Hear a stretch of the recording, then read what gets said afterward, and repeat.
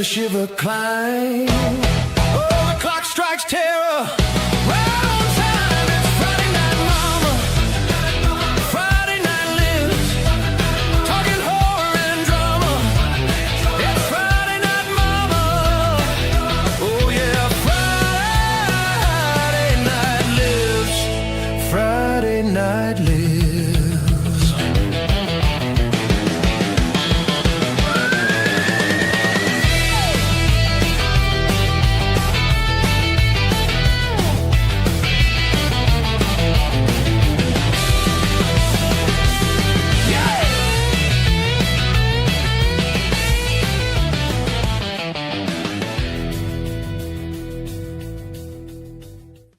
Welcome, ladies and gentlemen, to another edition of Friday Night Lives. I am Uncle Bill from Dead Pit Radio, and to my right is the Fluke Man, and below me is me. Listen, nobody. It's Mr. August Underground himself. Nobody loves the August Underground series more than Rambo. Let me tell you something. He's got the whole set in 4K. And watches it every night, loves it. And there's something about just getting beat to death with a hammer that really triggers him. Fuck you.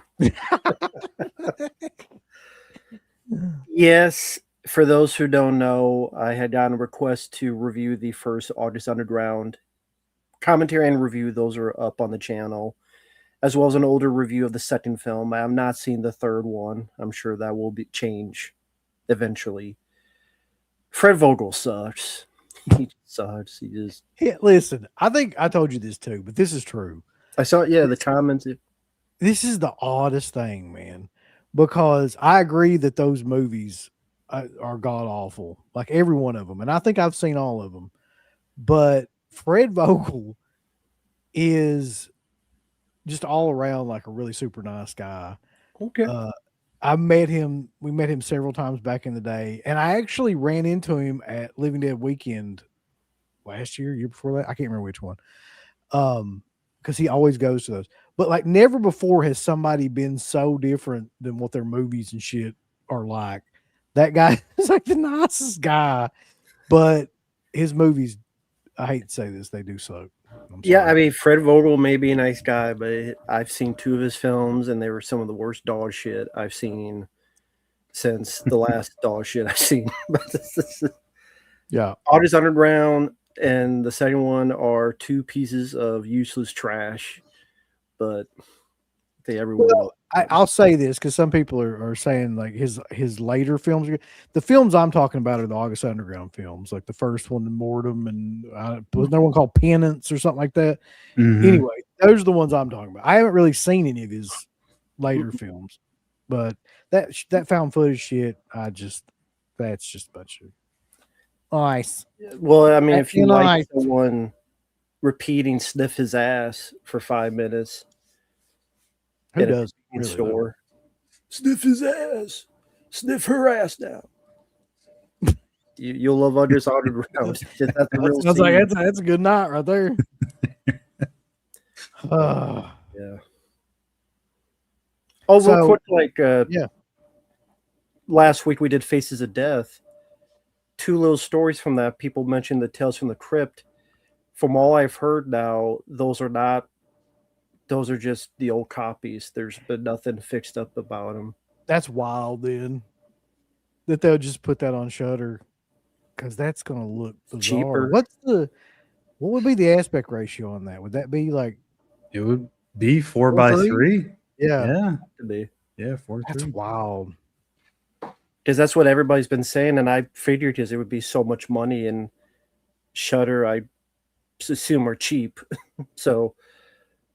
And also, Faces of Death movie completely bombed. It only made like 1.6 million. Big surprise. I mean, I told you, nobody could really understand what it was. I couldn't understand what they were doing. So it's like, I know nobody just coming in off the street's going to know what the hell that's supposed to be about. And it was in 1,600 theaters, and it only made 1.6 million. So they were probably hoping Terrifier type of success, and they did not get that at all. Which I'm sure that's why they were going for Terrifier, gore, success. They did not get it. Yeah. that's a bomb. Yeah, I never really understood what that was even supposed to be. But shit. Bank on a name that didn't fucking work. Uh, But you One guys day- are a big deal now. You guys are releasing Blu-rays now and 4Ks. I heard like you guys are releasing King Frat and fuck. So listen, what had happened was, I don't know how this happened, man. I will never figure this out, but somebody had to have either sent, or he just, I don't know how you would stumble across this, but like CK put up an article that was clearly a fake article about Michael Felsher. Basically, like it was taking that picture that Trump used and just like, somebody made an AI version of Michael Felsher and CK like together. It's like Michael Felsher is like Jesus. And just to make fun of that picture. And then there was an article that he wrote. It was like, I'm sure it was an AI generated article that was just about how Michael Felsher was the savior of physical media. Okay. So I mean, that's the joke.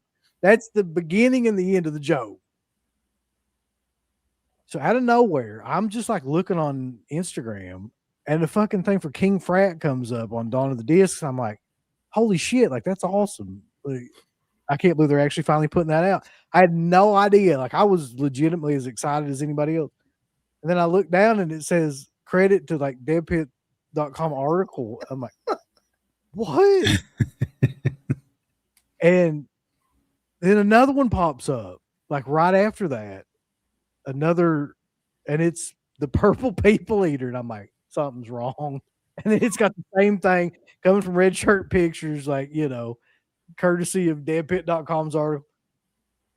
I'm like, what the fuck? So, best I can tell, the guy that runs that Instagram page, which is the best Instagram page, by the way, for finding out about, new physical media releases. well, I mean, it is, regardless of that. Like I'm just saying, like, yeah, if it's that easy to fool 'em. that he must have just like taken that to be real, because in that article it says, coming, like he's coming soon, King Fred. He's putting that out. Purple People Eater on, like something like Purple Edition or something like that. And that was real. That was like linked as like a real couple of news stories. But don't you message to confirm if any news is real or not? No, I don't Isn't think that a so. thing you do if you're Not these days, no. I mean, it might have been a good idea in that case because we've been like, hell no.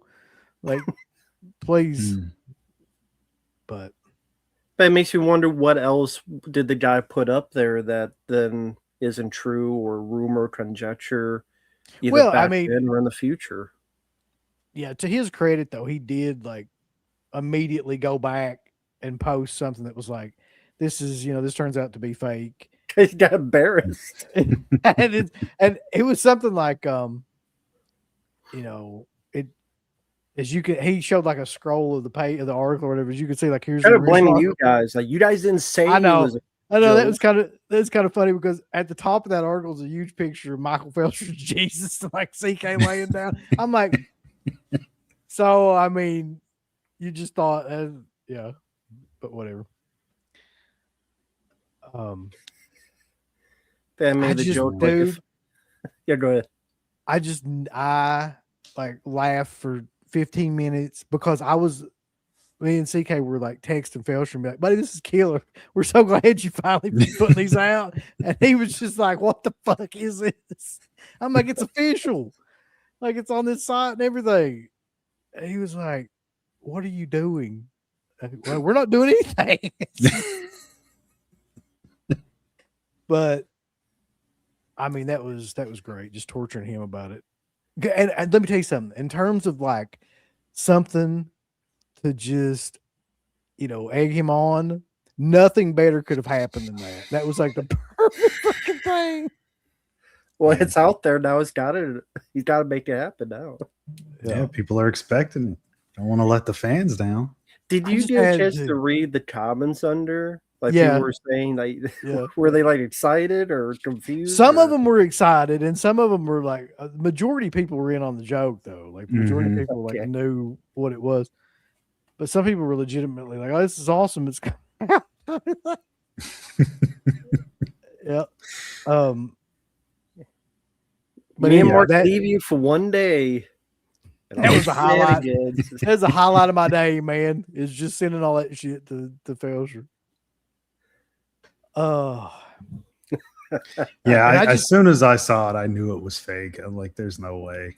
I mean, I didn't know why he posted it, but I guess it's the thing like you want to be the first to post and break the news kind of thing. Yeah, So he just yeah. rushed and put it up there. But yeah, I didn't think believe it that for a second.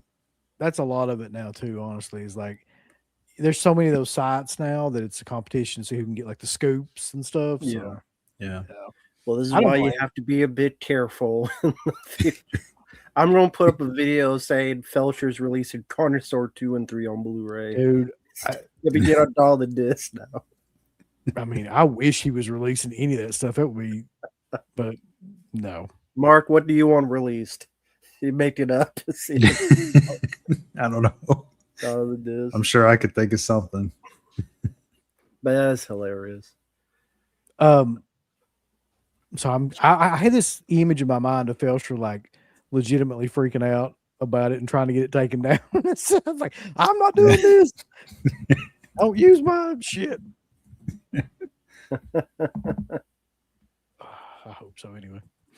So, but there is like some real news that I am excited about and wanted to talk about, which is that Rhonda Shear, who a lot of people know from Up All Night, the old USA TV show that everybody saw. Gilbert Godfrey had a iteration of it, and so did Rhonda Shear. And I think they both did it for a while, or they at least co-hosted at some point in time as well.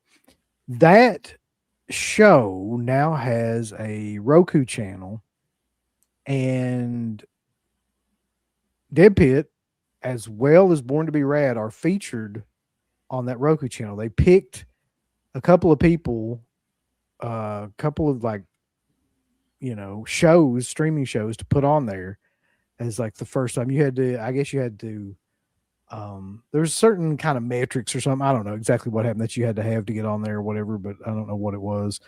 Certainly wasn't subscribers, but not for us anyway.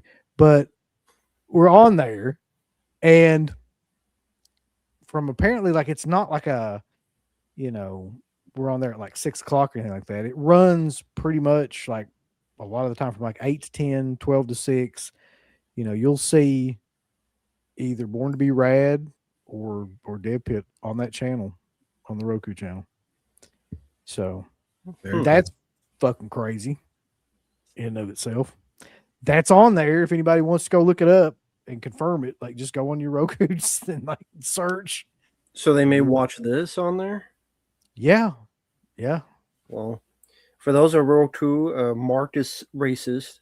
I'm black. It's a good way to get them thrown off before it first airs. I'm black. Mark, Uncle Bill is. Well, you want to be immediately listen. We immediately get thrown off. Like grand opening, grand closing. Exactly. that sounds about right. Listen, I mean, if they actually go back and watch a lot of the Dead Pit shows, that's going to be a problem at some point, I'm sure. But Well, they for just right have, now, Mark's, what was the quote? I hate the blacks. Oh God. yeah. And then it's Taken like, out of right at context. some point. You gotta have the context, folks. It's all about the context. That's right. So Bobby's coming in hot though. Let's see what we got today. Here we go. Uncle Bill said, so Matt, did you watch UFO 3 like CK and I told you to? Matt said, yes, I did.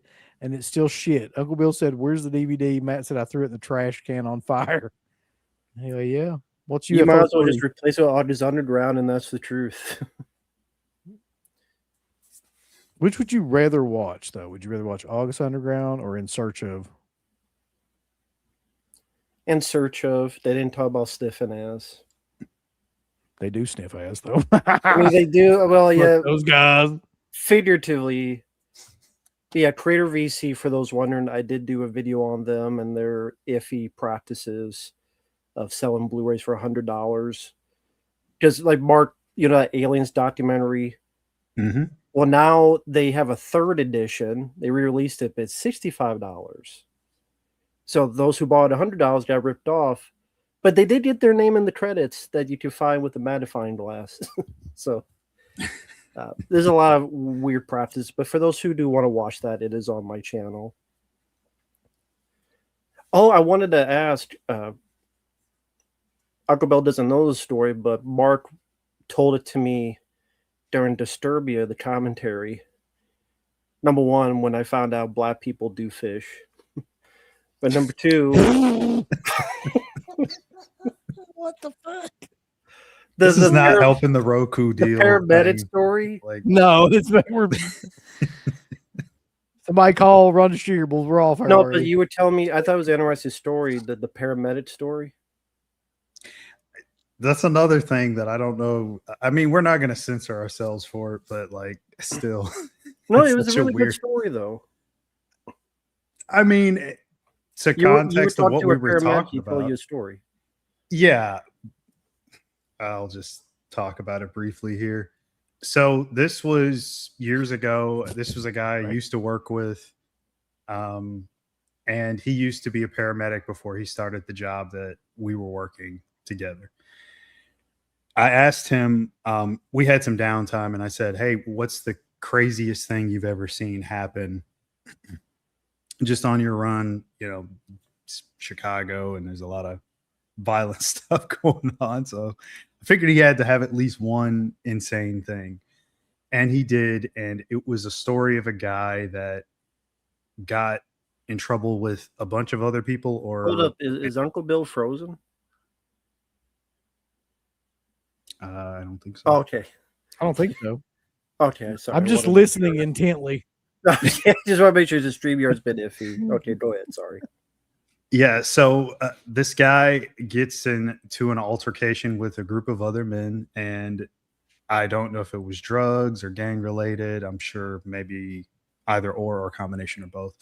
Either way, he doesn't comply with whatever they want from him or want him to do. So instead of them beating him up or they get into a fight or whatever, they take a shotgun and stick the shotgun up the guy's ass and pull the trigger and blow out his intestines, his stomach, everything.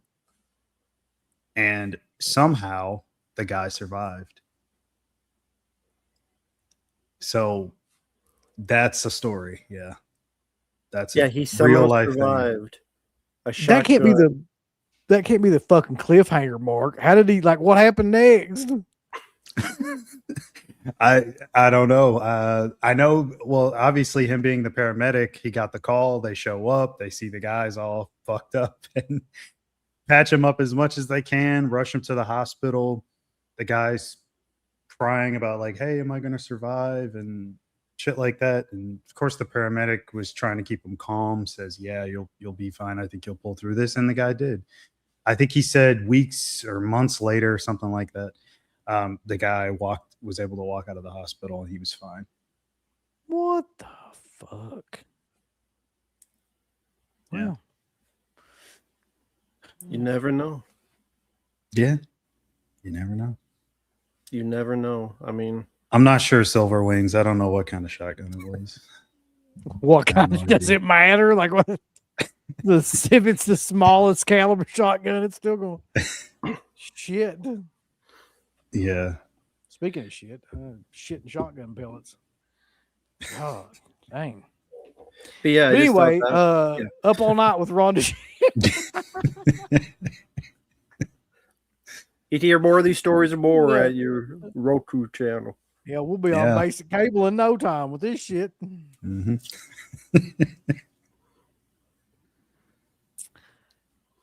I don't know how we segue out of that. I don't either, but I want to tell you my own story that I heard. Oh, okay. And this, you ever hear story? You probably have, Mark, because you remember that one. But like How do every you now forget? and then, yeah, every now and then you'll hear a story and you'll be like, it just sticks with you forever. And this is one of those stories. So, this story came from a coroner, and I can't remember how exactly it was told to me, but it was told to me around here about a couple around here anyway. So apparently they were like at one of these points, and I know where it was, where there was like a lookout, like a lover's lane kind of lookout, make out point. And they were in the car and they were, messing around and all that stuff. And, doing a little bit of hanky panky, if you will. And then the hanky panky turns serious and they're just going at it in the way that, Snoop Dogg would go at it, if you know what I mean. And so, what they didn't know, what nobody could know, I guess, is that carbon monoxide was slowly like leaking into the car that they had running. I'm not sure exactly how. And they both died. And when the coroner or whoever that was that found them, they were connected, so to speak. Doggy style. Yeah. And I guess maybe by that point, like they were kind of latched onto each other. So for some reason, that story is always just So you're coming and going. The fuck? Yeah, that's a wild one. Uh-huh. I mean, yeah, there's worse ways to go. Wow. Yeah. Yeah. So anyway, Up All Night with Ron on the Roku channel. Well, he was Check up it out. all night. Yeah, he was up all night. Or Literally. not. Well, yeah, Boner boner mortar. motors. Rigor mortis of boners. You know what's weird is that we're just supposed to be doing a fucking Bloodsport commentary. This shit has anything to do Yeah. with any of that. I would We're just talking about some news real quick. I would like to say though that on my edition of Bloodsport, there is an intro that is one of the most annoying intros ever that Van Damme does. What the fuck's wrong with him these days? Like, is he back on shit? I think he's still clean these days. Oh, okay. No, I don't have that release, so I didn't see that. Have you ever tried to watch an interview with him lately or anything like that? Not lately, no. Yeah, not lately.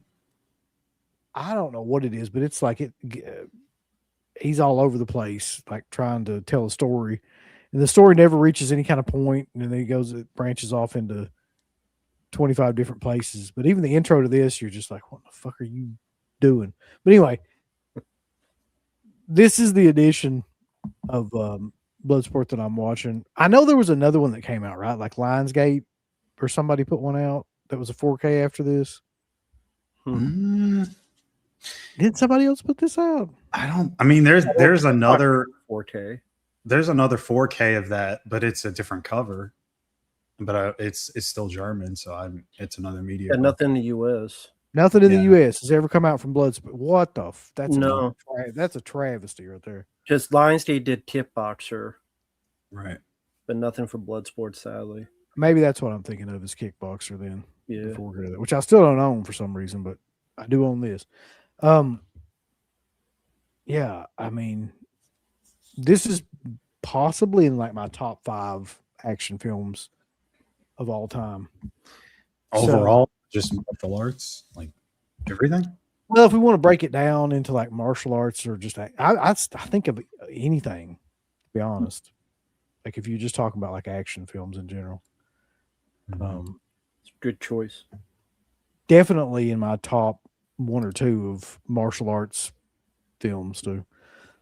Oh, yeah. Definitely. So I don't know where can you find this at? Where could anybody watch this if they didn't have the Blu-ray or? Anybody know? Double check real quick. Because I downloaded it. You're watching it. Yeah. On that. It's on Tubi. It's on YouTube free with ads. So, I mean, there are ads, but I guess if you have ad blocker or something like that, you can watch Bloodsport for free on YouTube, and the ads won't bother you if you have an ad blocker. So there is that way. It is also available on the Roku channel. It is? It is. Well, there you go. All right, boys. So There you go. where you want to start this thing, Ed? I've got it on the MGM like line thing right now. That might be a good place. I'm to on start. the Canon Films logo. Yeah, that's what I have it paused on. It's on the Rambo always Canon. trying to be fucking difficult. Hold on. There we go. Okay. So yeah, when the two little things connect to make canon, that's where we'll start. Okay. All right. So if you're watching at home, it's on YouTube, it's on Tubi. If you've got your own version of it, you can watch it there. We're starting on the Canon screen where it actually spells out Canon. I'm going to count backwards, 3, 2, 1, and then we'll press play and go from there. In 3, 2, 1, go. Okay. All right, boys. So early on, I saw this film when it came out, or roughly around the time when it came out, because I saw the VHS of it. I didn't see it in the theater. I don't even know if it was in theaters around here, especially. But it was a film that my dad introduced me to. He loved it and thought it was great. It was definitely his type of film. But what about you guys? When did you first see it? I think on TV as a little kid, this was one of the first martial arts films I had seen. So my introduction to Van Damme was perfect because this is easily one of his best films. Yeah. Definitely VHS for me. Just addicted to action films. So Stallone, Schwarzenegger, Van Damme. So on VHS, I was watching Cyborg, Lionheart, various stuff, and Bloodsport, of course, was one of them. And it would take years and years before I even saw Enter the Dragon. So this is probably the first tournament movie that I've seen, and love the concept. Probably helped that I was playing Street Fighter 2 as well, so I was into tournament stuff too, the video game. But yeah, loved it ever since. This was also, you mentioned Street Fighter, the Mortal Kombat game got the Johnny Cage idea from seeing Van Damme in this film. I think this guy here is Ton Po in Kickboxer. This guy who is the Michelle Queasy. Which by his face you couldn't tell, but they put a lot of makeup on him for Tom Poe. And of course Donald. There's the man.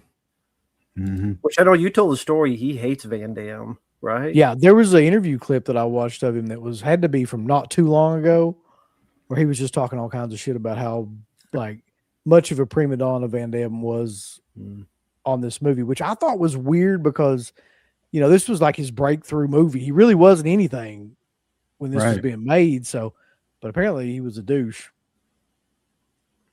Zach got you a super chat. Yeah. Absolutely. Yeah, that's one thing about this movie that separates it from a lot of movies to me is the soundtrack is amazing. Really, the whole sound design of the movie is amazing.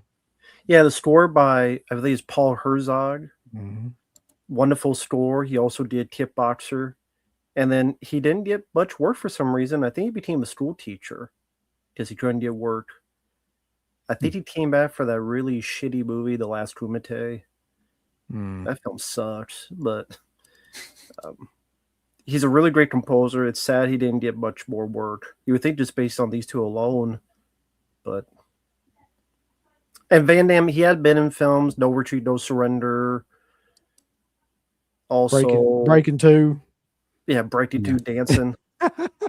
Is in And that. what was a Black Eagle he was in? Yeah. with But was Social Security. still struggling though. Like I mean, even after this film, he wasn't, living large or anything. Still Well, there's struggling money wise.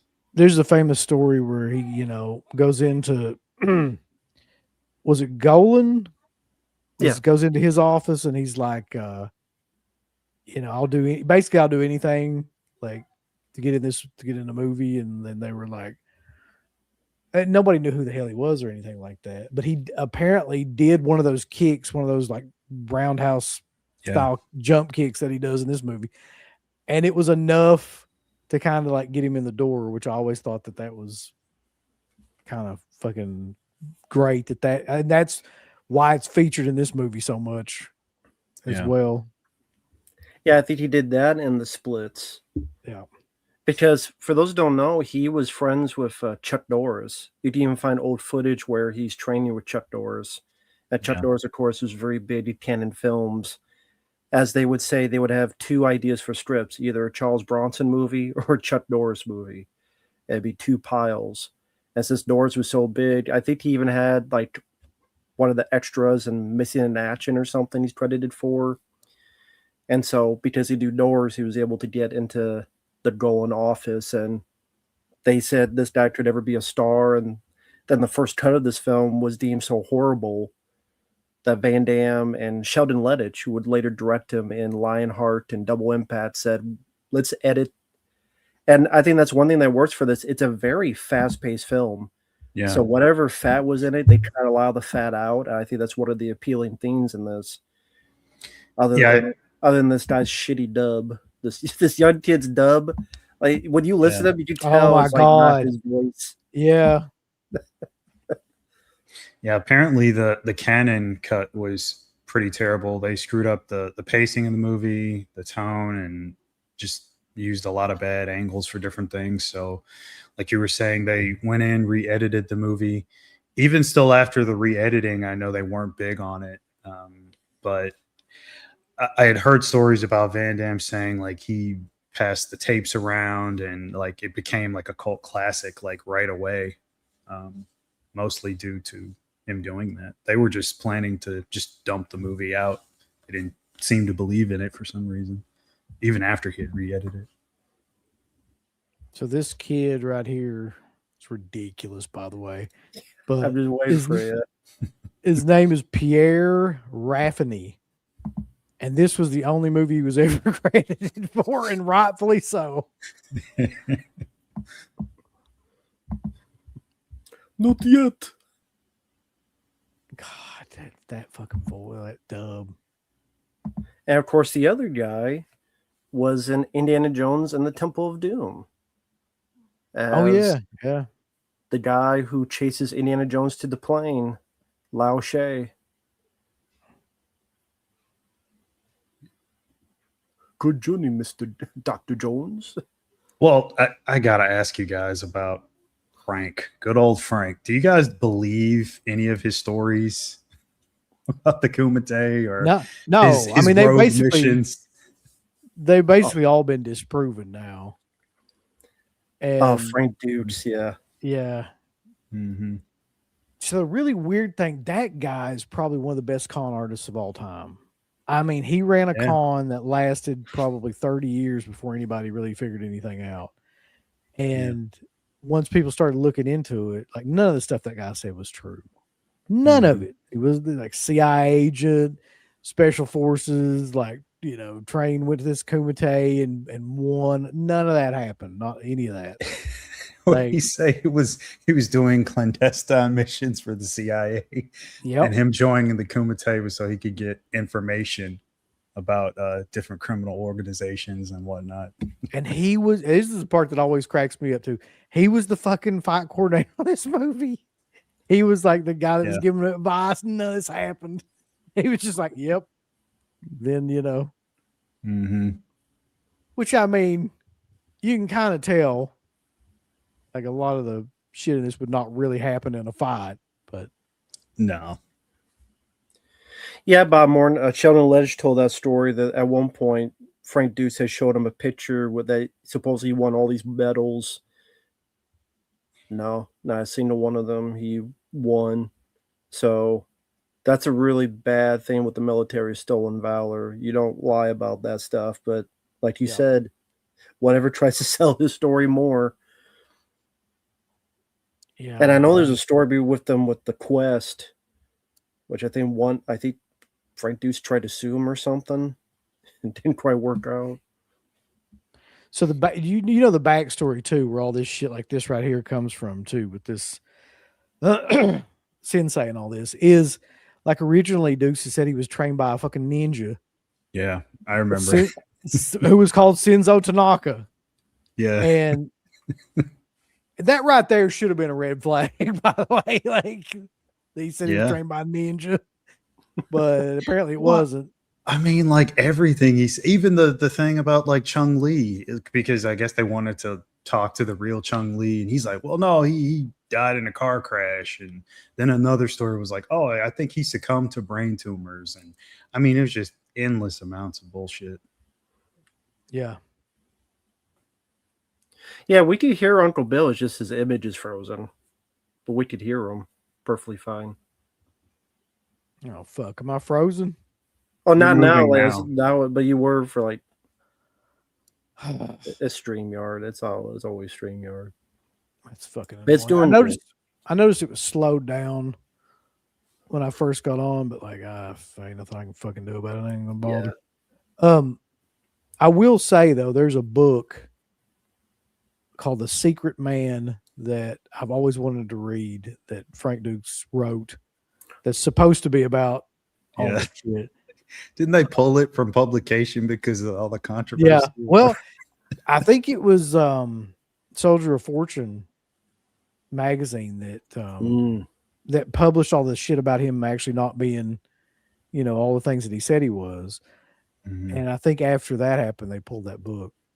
You remember Soldier of Fortune? That magazine, I don't think it's still around. Yeah. Do you remember that? Mm-hmm. Oh, well, there is one story I might halfway believe just because everybody seems to hate the guy, at least nowadays. There's also, so he apparently is quoted as saying he participated in some type of like mission or something where he thwarted an assassination attempt on Steven Seagal. Where I'm like, well, maybe that might be true.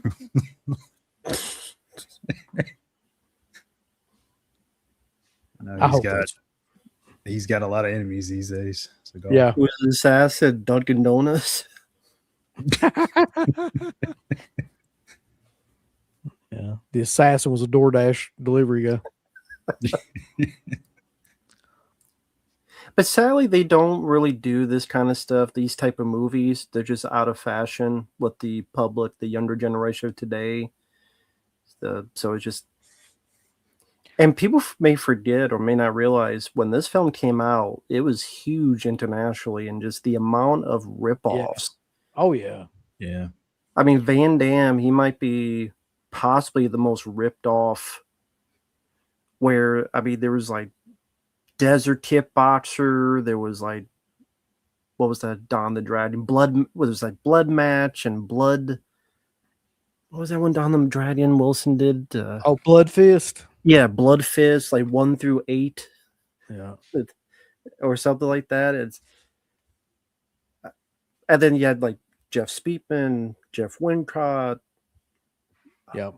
Multiple other people afterward. The thing about this movie, though, that always like I marked out for as a kid, it has the best fight montage. Well, it just has the best montages of any fucking movie ever. The training montages that they were just showing, and then when it gets into the actual fighting montages coming up, like all that stuff is just excellent. Yeah.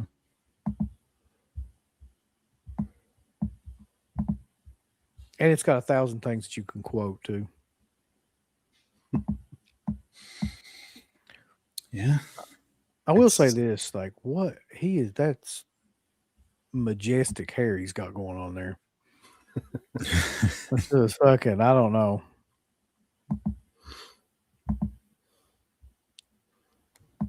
Look how perfect. It looks like the fucking cannon symbol, like it's shaped in like almost like the exact C. Maybe that's what it was. It's a tribute.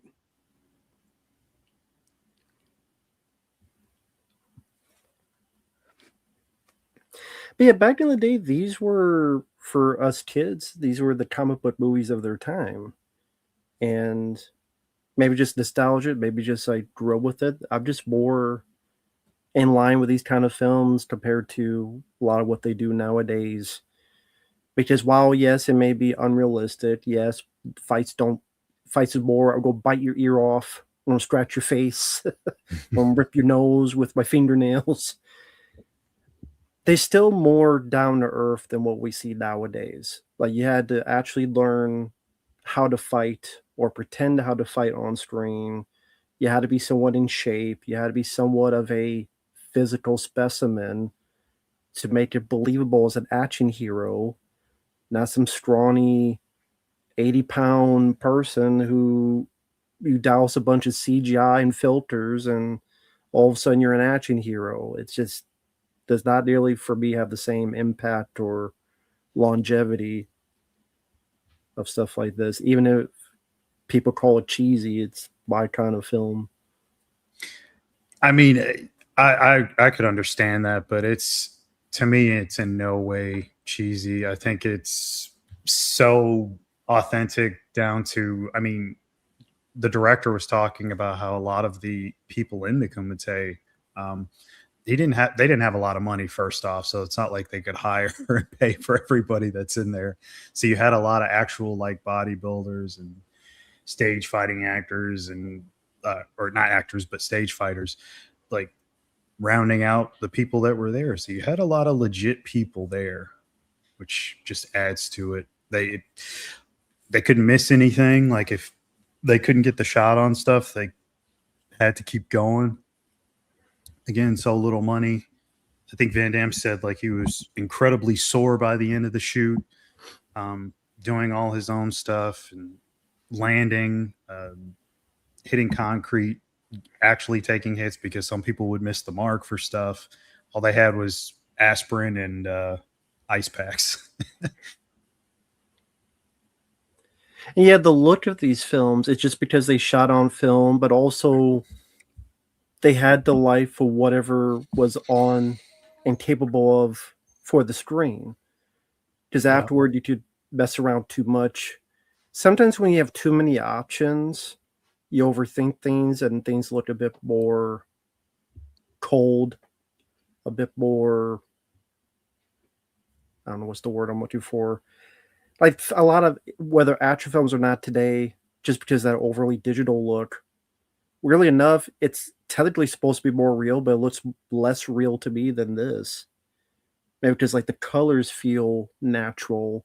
Yeah. Yeah, I mean, those everything's super flashback polished nowadays. Yeah, go ahead. Those flashback sequences, like where they use like the soft focus at everything, and then they cut back to the way it is now, always like that. And how long was that flashback sequence? It fucking went on for about 10, 15 minutes, isn't it? Yeah, it did. I forgot I was in a flashback. I thought maybe this was the film. I can imagine probably the original cut that was a lot longer because I don't think the deleted footage has ever seen the light of day. I'm sure if it was seen, it'd be like, yeah, it made sense that was cut. I would assume it would have been more of, for example, the brother that was killed in the last Kumite, because he's barely in it, especially older. Yeah. He's just kind of a picture on a wall. Kind of jumps to him as a kid. He's a Yep. picture on a wall, so I don't know if there were scenes of that among other stuff. But sometimes, I mean, some films nowadays need an editor, as well as documentaries and other stuff. They just sometimes editing is not a bad thing. It's like First Blood. Original cut was deemed a disaster. You edit it out and you cut the fat out. Now Yeah, you're I mean, seeing that the, can completely make or break any film, the editing for sure. you're seeing the introduction of the greatest character ever in film now. Fucking, well, I guess this is the talking introduction to him anyway. What a weird choice for that role. it completely works, but just the juxtaposition between like Van Damme and him is amazing. This is one of the best scenes in the movie, by the way, right here. I quote this still to this day. This fucking scene.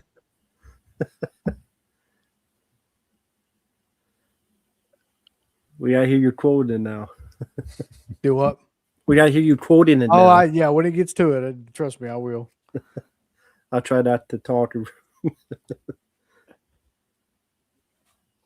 But of course, this lady here, she was in the Burning, among other films. And Donald Gibb, he was in Revenge of the Nerds 1 and 2, Nerds in Paradise. And he was in an episode of the X-Files. That was like the last thing I saw him in. Was like an episode of the X-Files where like he's talking to the agents. Was it Conduit? One of those early episodes. Talks about like his face has been marked by UFO possibly. These are your old school arcade machines.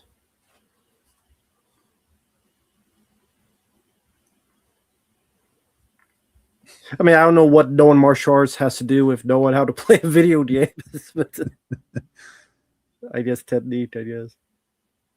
Yeah, nothing at all. And none of the shit that they were doing make any sense in the context of playing that game either. I don't know if this is a real game or it's a game they made for the movie. Aren't you a little old for video games?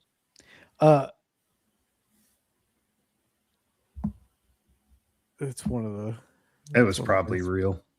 Yeah, Karate Champ. Yeah, I was wondering about that, but I don't remember that being an arcade game. I just remember that being a Nintendo game. That's what I was saying. Did someone put NES in? I don't remember it. I guess it probably was an arcade, but I didn't remember it either. Like I remember. So, now speaking of weird casting choices, fucking Forrest Whitaker. Right. but I mean, he was a nobody. I mean, not as a slight against him, but he was a nobody at this point. He had not really gotten to the being famous yet.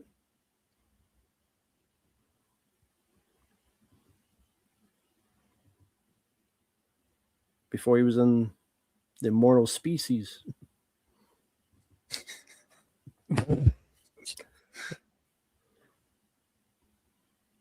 I ain't your pal, dick face.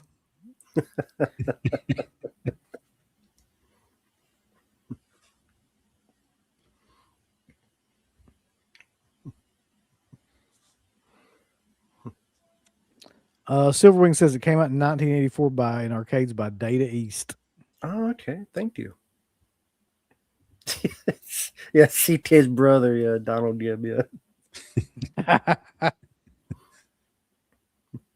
You Jackson? You look like a Jackson. Guy's great too. Who is this guy? I've always wanted to know, like, where did this guy come from? I don't know. I think Sally, he's passed away. Yeah, I think he is. Yeah. But I can't remember his name, but he was really good. I don't know if he really got to do much after this, which is a shame. There's one quote that he has in this fucking movie that's killer where he goes, Jackson's like, time to separate the men from the boys. He's like, just make sure Chong Li doesn't separate your head from your shoulder or something like that.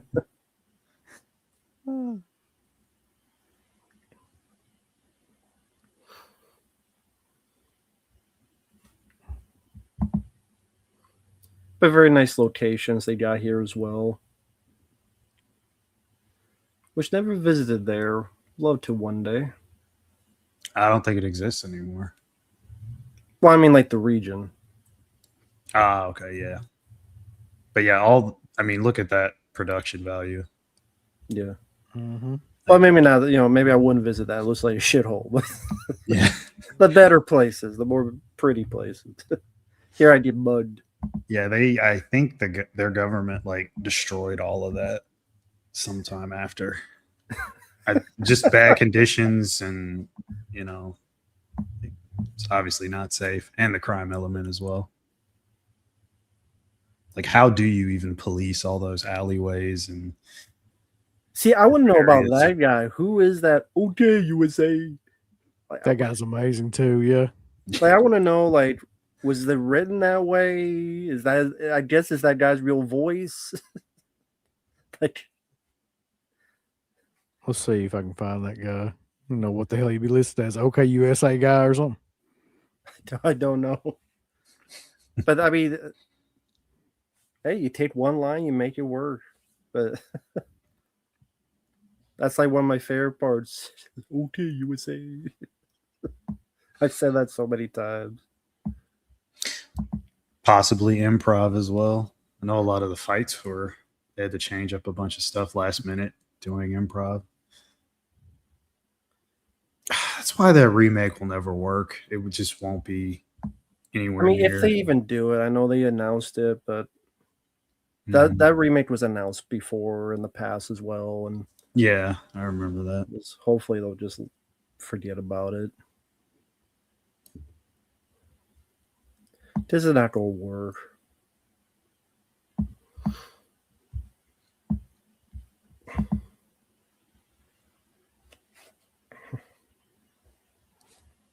Because they'll just be more generic and more just sterile.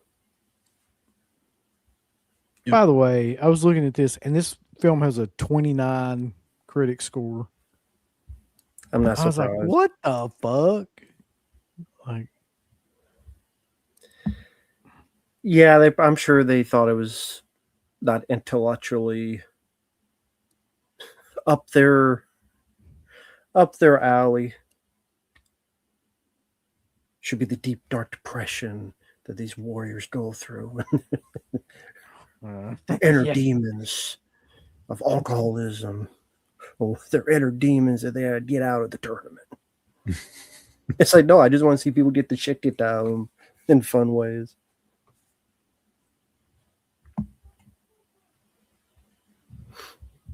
Doing well, Preliminary. Yeah, this is a classic. And of course, Donald Gibb has to have the typical Harley Davidson T-shirt. It's like he.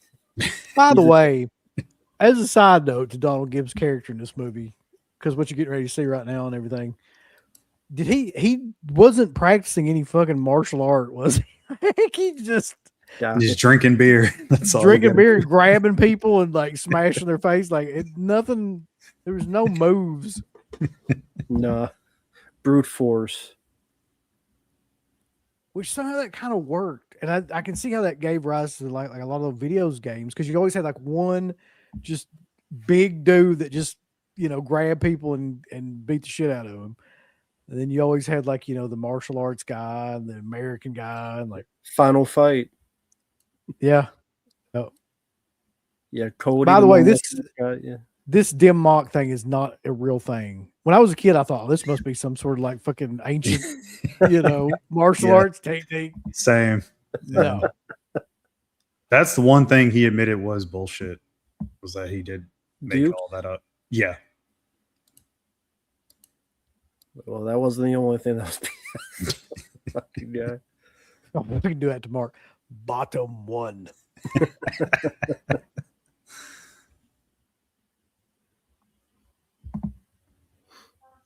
Got the bolo.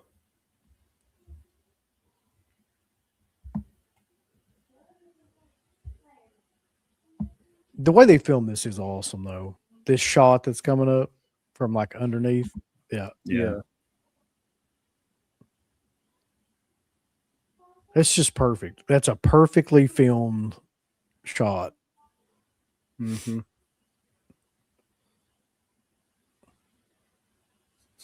They're not impressed. No shit, we accept your invitation.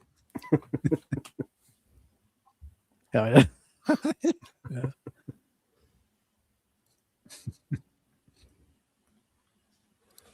Fucking Chong Li back there.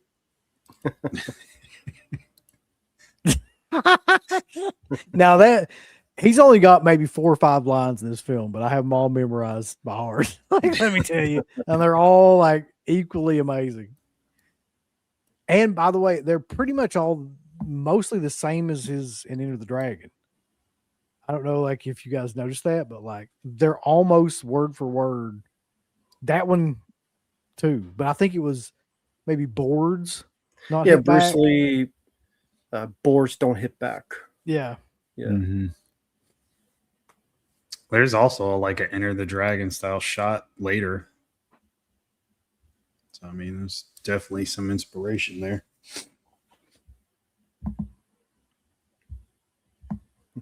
Oh, Captain Chin here. That's really his name, by the way. I'm not making fun of him. It's Captain Chin.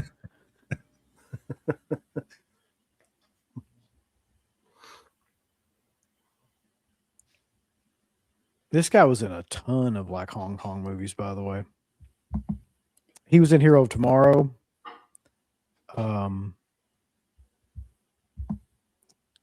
Lord. He was also in Double Impact too. Oh yeah, He was the heel in Double Impact. that's right.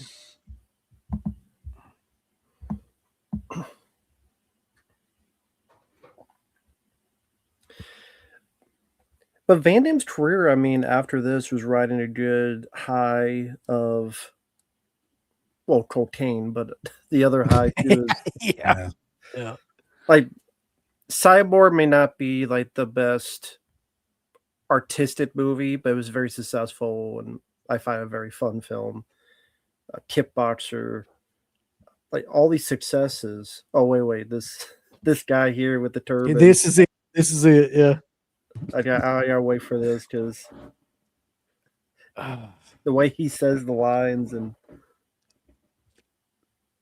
I don't know if this is a voiceover. I feel like it was a dub because it's so like It's got to be. it's so fucking hilarious.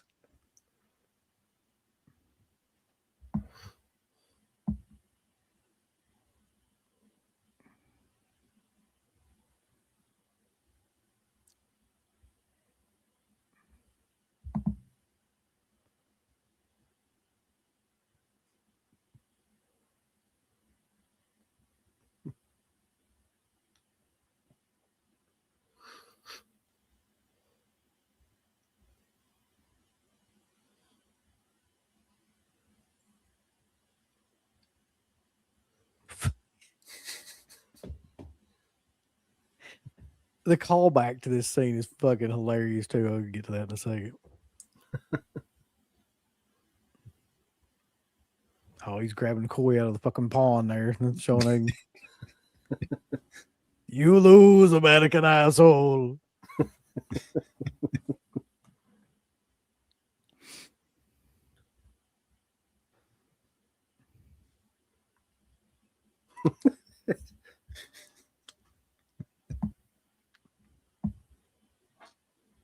So I fucking still quote this line to this day, which is the scene like later on where he's getting ready to fight him and he goes, "Now I show you some trick or two."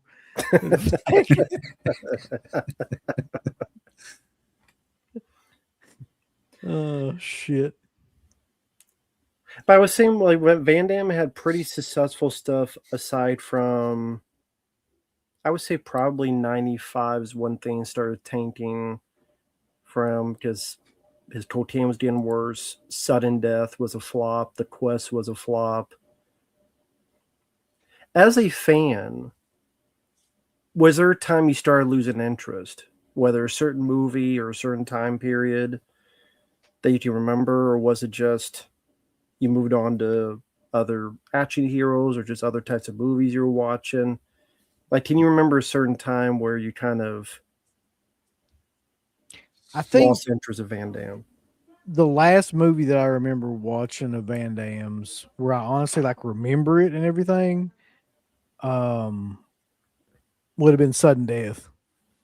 And that might have been one of the last movies he did that was in theaters, man. Like that's one of the last ones Universal I can Soldier. remember. The Was sequel that, was that after? Yeah, Oh, The yeah. Return was 99. Yeah, I That didn't see it. was when I was. I mean, I was always still a fan, just because I'd grown up with all the films and loved all his stuff. So, yeah, that was the turning point, though. I think because after that you got Inferno, which is an okay film for what it is, but it wasn't. None of the stuff. None of that stuff after was in any way, shape, or form close to what he had done before. Yeah. Or no, not Inferno. I'm thinking of In Hell. In Hell's the one when he's in the prison, right? Yeah. Yeah. Okay. I mean, there's some good direct-to-video stuff he did. Six Bullets. The Order, Replicant, sci-fi, where he played a serial killer and a clone. So there's some good ones, but I mean, they're not to the level of this, no. But No, there's I know. some good ones. I listen. It's weird to say this because he's done so many other films after this, but I don't think any film came close to touching this film for me. I mean, it's weird that he made this and Kickboxer around the same time because they're my two favorite films is. And I love, like Double Impact, Universal Soldiers, but I don't think that there's two better films that he had. Yeah, both were great. Good 1-2 punch that solidified him. Which I know a lot of martial arts later didn't like him. They felt he didn't earn it. He's not a real fighter, but he was still got these two films and still getting films in theaters while theirs went direct to video. And Van Damme had that it factor. He had the look. I think his martial arts work well on film. Yeah, they may not be what you would use in a fight, but film is a different medium, is a different avenue, and you want to make it look artistic and cinematic. And like when Jackie Chan does a comedic martial arts fight, you wouldn't do that in real life. It's a performer. It's part of the entertainment value. And I love that stuff. I loved when he screamed, yeah, I love that. I hated when he got rid of that. I know he got rid of it because he felt it was embarrassing, but that would made it you. Or, come on. Yeah, they're really over the top. Yeah. Death Warrant, come on, which is always on TNT, like movies for guys who love movies or something like that. Yeah, it was like Roadhouse and other clips, and it was always had the Death Warrant where Van Damme's with the pipes and stuff. He's like, come on. It was always on TNT, those promos. So, but that's what made him him. And like, I would say, like, be happy for that. I know there are people make fun of it. I love that stuff. It's emotion. I hate stuff that's boring, like bland. I don't find it bland. I'd rather be over the top and fun and exciting than bland. Yeah. And when he makes those reactions during a fight, it's to me, it helps the fight. So there's one reaction thing that he's got in this movie that no one will ever forget, where he fucking hits the guy in the nuts. Oh, yeah. Okay. I thought you were saying it holds on that shot forever, and he's like, Exactly. Yeah. What do you guys think too? Because as we're sitting here beginning to watch like the actual fights, about the idea that this film actually was the inspiration for UFC, like pitting different fighters and fighting styles against each other and stuff like that. Is that what's been said? Yeah, it's a theory that this movie was directly kind of responsible for the idea for that. When did UFC start? Like what year? In the 90s sometime, I think. Somewhere in the 90s. Perhaps it could have, yeah. I mean, if you look at the popularity, and then again, it spawned a lot of movies, and then those movies get people talking, interested, intrigued. Could very well be. Here we go with Jackson fighting, and it's like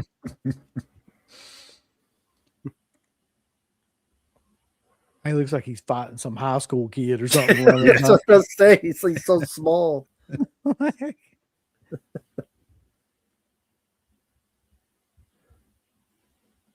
Like Johnny Depp's brother.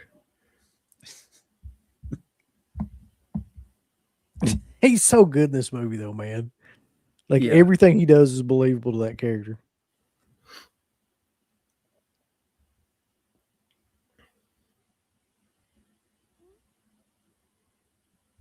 Nobody makes him bleed his own blood. Yeah. And that's it. So what the fuck? He's supposed to be martial artist. What's he doing? He's just like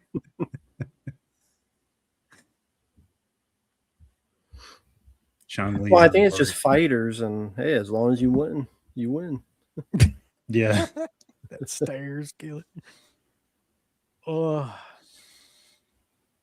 the way, what is Van Damme's background? Because I've heard mixed things. Like he was a fighter, right? Like he actually competed. At Yeah, some there point. are like I think usually a point system, but yeah, there's some fights he did back in the day. I mean, Seagal would say no, but Seagal is Seagal.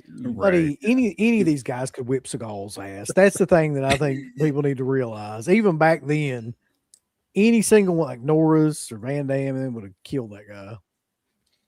Yeah, I think he started with kickboxing and a form of karate. I'm pretty sure. Yeah. According to Michael Jai White, like he was legit. Very early on, I think as a teenager, he got his second degree black belt, I think he said. So, I mean, Belgium. He was living it for real. Have you ever seen anybody built like fucking Bolo Young? Honestly, that's the weirdest physique, man. Yeah. He's just all tits. He's just like he's got tit armor. Like you can't. I don't Triple hurt H. him. It's like 75% of his chest is tits.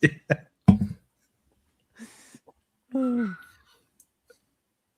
But Bolo was in a lot of movies back in the day too.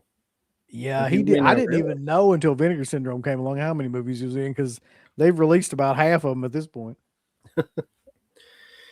Yeah, one of the better ones was one called Shoot Fighter, which was pretty good.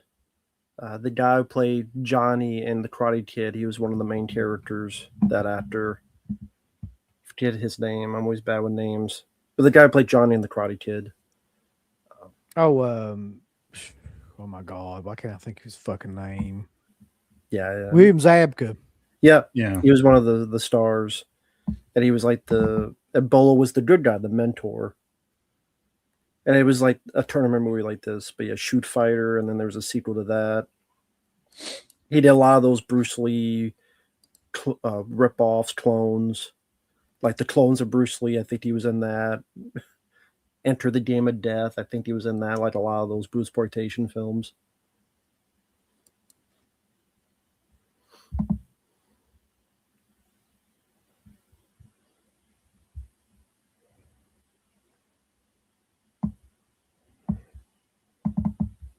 And here's where he tries to fucking hit him from behind.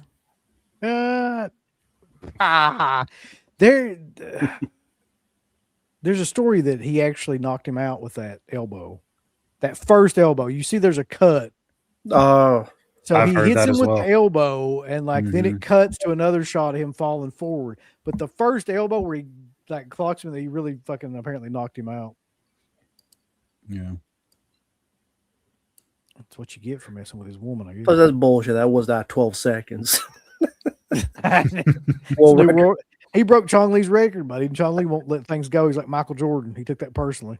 It took 12 seconds just to him to dip back up when he fainted or whatever. 12 seconds, my ass. No wonder he's pissed. They're cheating. It's the little things too, like that guy trying to get the gold, like getting the gold tooth and shit.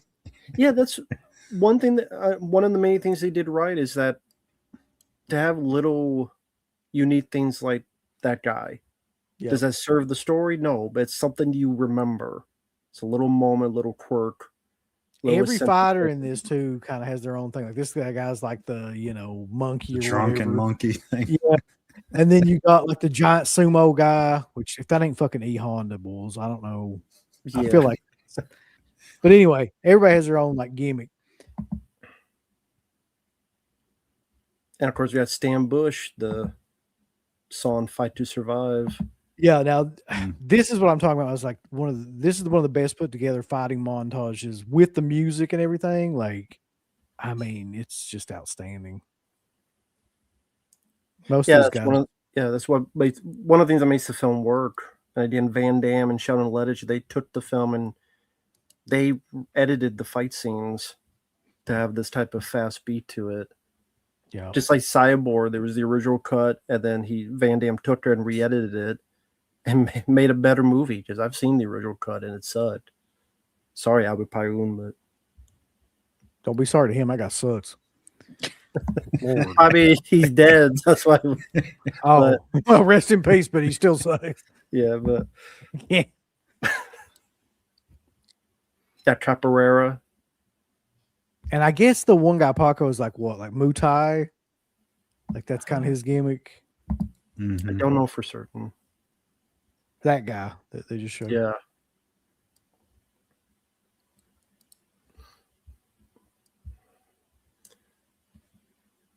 The timestamp is around 44 minutes.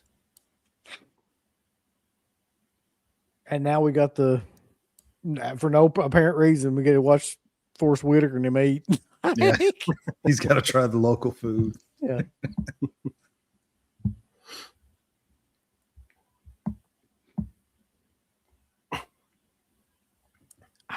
So at this time for both of you,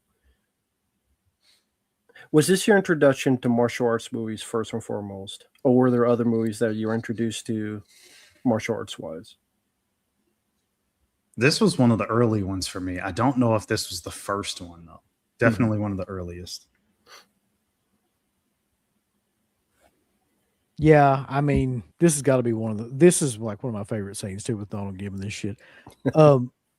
But this has got to be one of the first ones that I really remember too, especially like a martial arts film. I just know it's like Van Damme's coat. It's like the coat Shooter McGavin wanted in Happy Gilmore at the end, the gold coat Yeah. for golfing. The golf champions.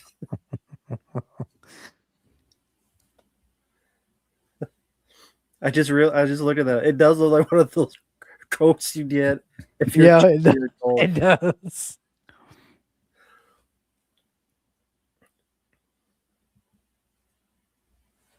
This guy right here, by the way, the other CIA agent guy, was in a bunch of movies in the 70s. He was in it's in Diamonds Are Forever, I think.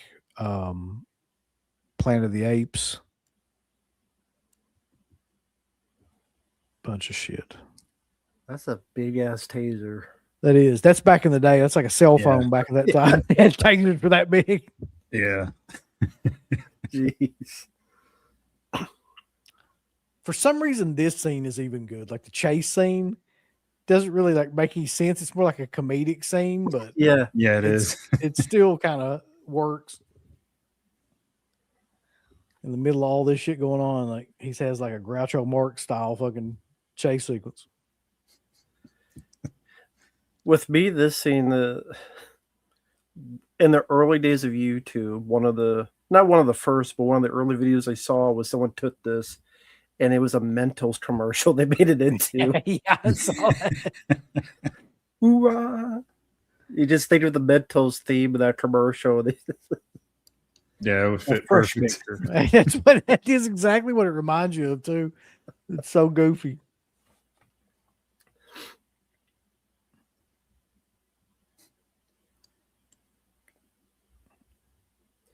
But I just wanted to ask, what other martial arts movies or actors were you into during this period of time as you're starting to get to know the genre? Just some are Shokasudi, American Ninjas, some are more just Chuck Norris, some are maybe lesser known people. So, well, I remember another film that's very similar to this movie in a way that I loved around this time was Best of the Best. Yes. remember that? And then, of course, you got like the Norris stuff like Delta Force and all that would have come out around this time. Loved all that stuff. I loved, I don't know, when did Perfect Weapon come out? Was that the 90s? 91. Yeah. 91. Because I loved that movie since I was a kid. Like, I always thought that was I always thought he was a really good performer or whatever you want to say. Like, but I don't know why he didn't work because, like, yeah, I mean, he couldn't act or anything, but fuck, none of them guys could really. I don't think he was bad acting wise. Like I thought he was serviceable compared to. I've seen a lot worse. I didn't mind his acting. I think Well, with Jeff Speakman, he had a producer who worked on some of these films, but he was fighting with the studio because he wanted more power, he wanted more control. He had found Jeff Speakman, so Jeff Speakman was kind of under his wing, so to speak, and was trying to push for other deals until pretty much the company got tired of that guy, and then Jeff Speakman was kind of collateral damage from it. So then the next film he gets, it's Street Night, which is Cannon Films' last legs, because they were given one budget, then most of the budget was taken away right before filming or during filming. So that's why that film doesn't nearly have as much action as The Perfect Weapon. The hell was that? I don't know. There's an alarm? Yeah, I hear that. What There's was a warning that we're going to have to see Van Damme's ass. Maybe. I don't know what the hell that was. Get shit on me.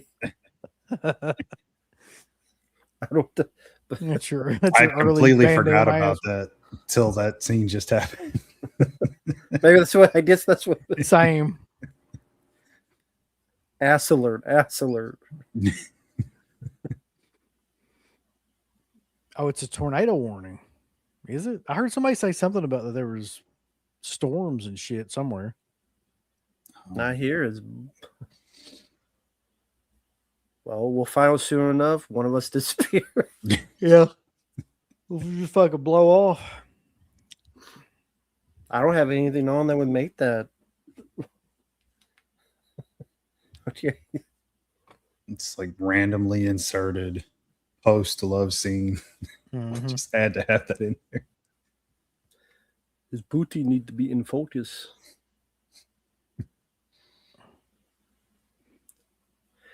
As much as I love the film, this is the one thing I don't care about.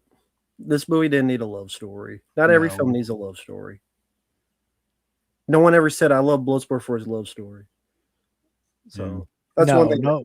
Out. Nobody had ever said, like, nobody's mentioned any of those scenes and they've ever been talking about Bloodsport. No. Hey, she was pivotal. Like Yeah. that helped him win later on.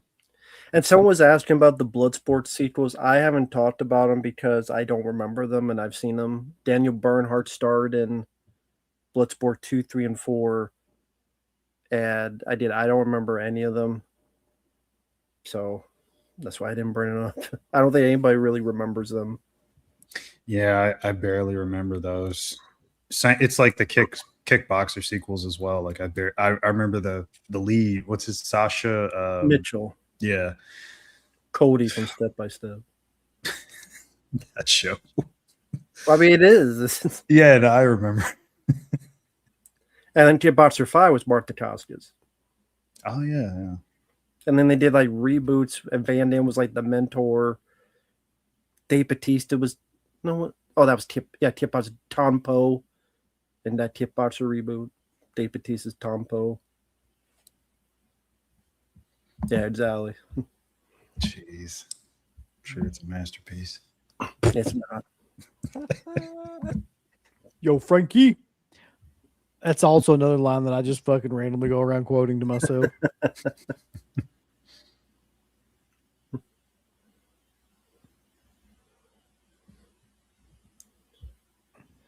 You gonna see somebody get their ass whipped.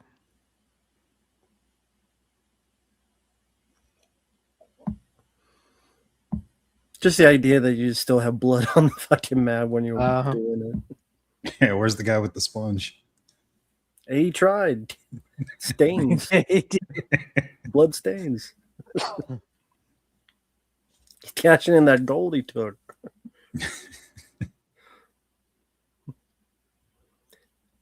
Have you ever been to it? I mean, when we were here for the Mike Tyson bullshit fight, God almighty. I forgot about that. That was horrible. you guys mentioned how you grew up with UFC and such. Did you ever attend one in person? Mm-mm. Or a boxing match, anything in person? No. Not quite like this, of course, but anything similar. I've never gone to a boxing match now that I think about it. or any like around here, there's 1,000 different like those shitty like cage fighting things like rough and rowdy, tough Really? and like bare like not bare knuckle, but it's just like they just get like a bunch of dumbasses off the street, Just you like know. just regular people Yeah, who. just regular people and put them in a cage and they fight each other. And, Kentucky Fight Club. yeah, man, basically. Yeah. Is it like just a Wow. bar or something? Is it regular? No, it's a cage. It's a cage match kind of. It's like UFC, but to like a lot less, degree. And they just call them like rough and rowdy brawls, and people just sign up for them. I don't know how the process goes, but it's just a bunch of random dumbass. You never thought of going to one of them? Just to see. There's another name for it too that like Butterbean used to do. What were those called? That Butterbean used to like win all the time. I don't know. It's called something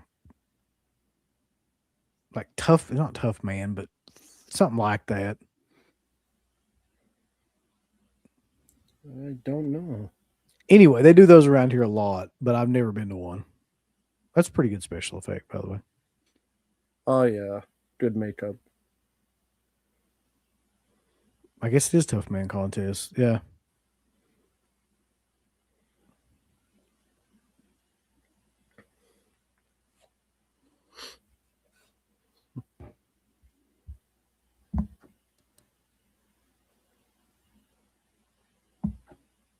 Oh, there we go.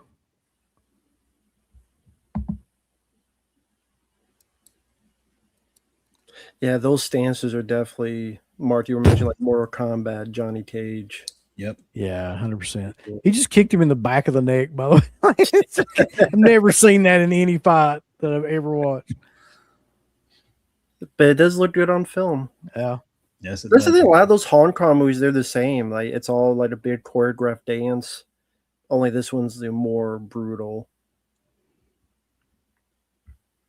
Ah, we got a super chat by Jammerl.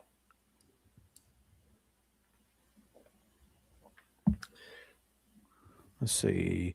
Uncle Bill, you grew up in Hong Kong, right? Yeah.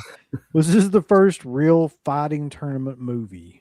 Or maybe you can make an argument. No, I mean, you had Enter the Dragon before this. I don't know if Hard That's Time what I was was before that. That's what I was just Yeah. thinking. I mean, Enter the Dragons really got to be the first one, didn't it? I don't know if I've seen one before that.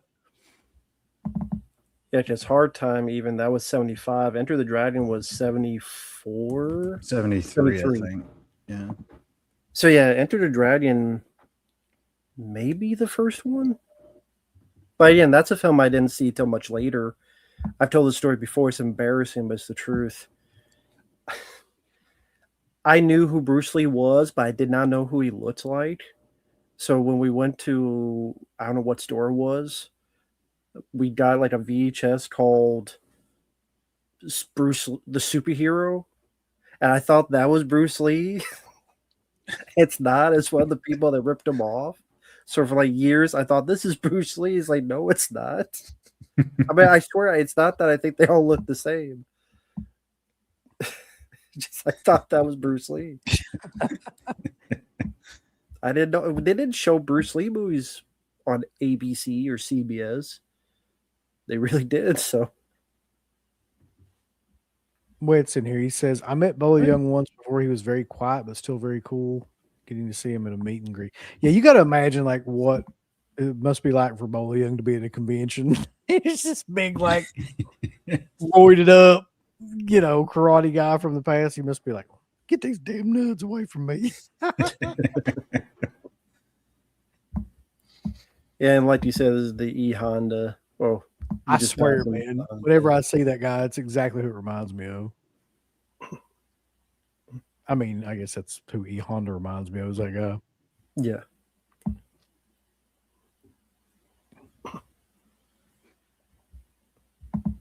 Here you go. Here's a classic scene. We're all going to relive this together right now. Of course. This was Van Damme's idea because of the splits thing. He, for some reason, just wanted to utilize the shit out of that I mean, it makes sense, but you can see he drags him around first and all that, and then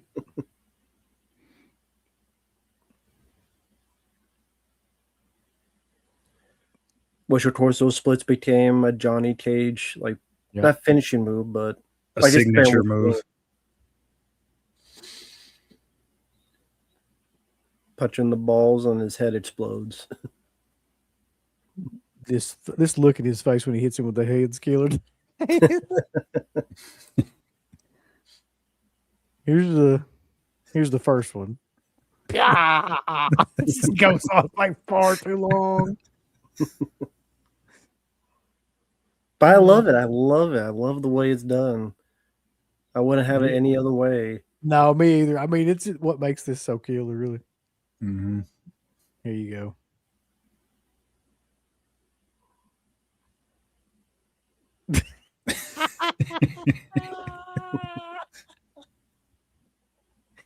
It's just the best thing.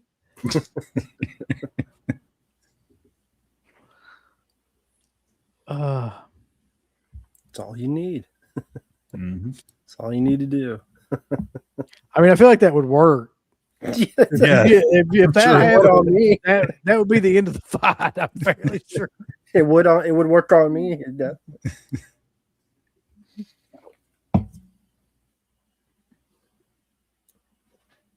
And he took that personally. Here we go. Yeah, there it is. Separate your head from your body. It's a lot better than Soul Man.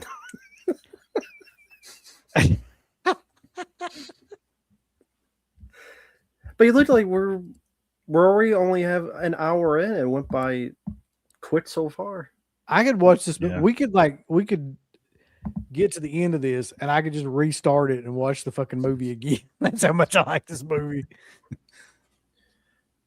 But this always confused me, this scene, because technically he's getting ready to beat him, and then he just fucking goes running around and shit. Like, I never understood that. Yeah. Like right here. Well, I think that's just part of his character of being cocky, which is what gets him. Cockiness, arrogance. And by the way, I don't know what the hell that move was that he used there, like a double axe handle to knock him down.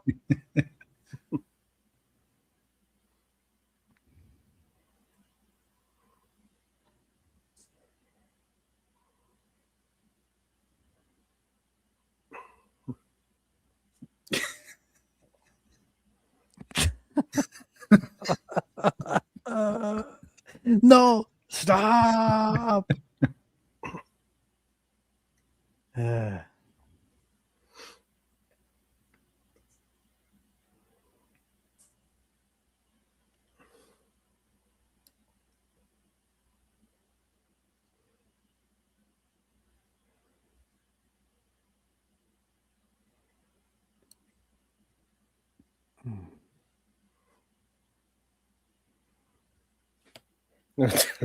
Here's a line right here.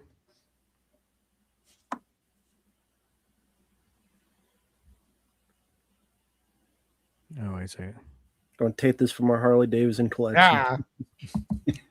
Yeah, he's a big bandana guy. Did you guys see the scene of Jackie Chan as Chun-Li? What? Oh yeah, that's we were talking about Street Fighter. There's a movie called City Hunter in the 80s. And there's a scene when him and some bad guys, they're in an arcade. And I guess he gets electrocuted or something. So I guess he imagines him and the others as Street Fighter characters. Oh, okay. So like one extends his arms like Dalsum. What was it? Gary Daniels is in it. He's Ken. And then Jackie Chan's he's E Honda at one point. Then he's Chun-Li at one point. And they're doing the Street Fighter moves. All for comedy. It's a fun scene. I mean, it's a fun movie, City Hunter. Kind of a Die Hard on a cruise ship. Very silly, very comedic, but it's a fun one. And no, Predator Collector, I don't back anything on Kickstarter. Most of them are bullshit, in my opinion. Does it come out like crap, or they steal your money, or they take 8 years to come out? No, I've never backed a documentary on Kickstarter. Other stuff. Like that Police Academy one, it's been like 8 years, it's still not out yet. That those guys were doing on Police Academy. The ones who did the Fright Night one. 1 and 2, yeah. You Were So Cool, Brewster. I'm like 8 years and still not out yet? What the fuck? Right. So I just don't believe in any of it because there's too many that tarnish it or take advantage of it.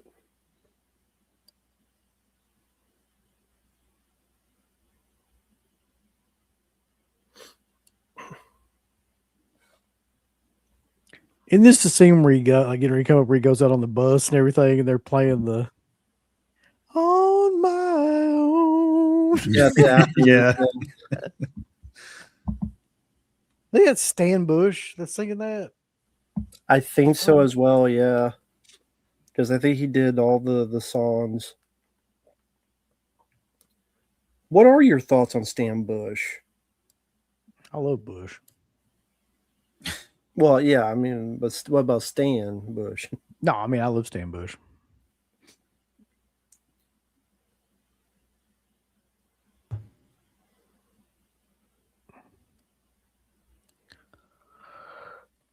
Yeah, he did a lot of great songs throughout the years. And since the 80s, he's never really been able to. I mean, he reiterates what he did back then, but they don't sound as potent as back then. But a lot of great songs. Never Surrender from Tip Boxer, songs in this one.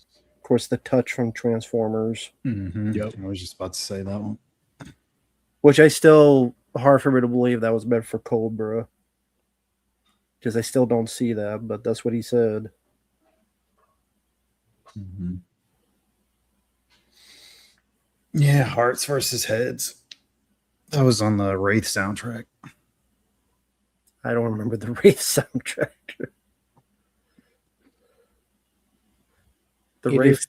It is Stan Bush, Immortal. That's what we're talking about. Like he Okay. sings Fight to Survive and On My Own. Hmm.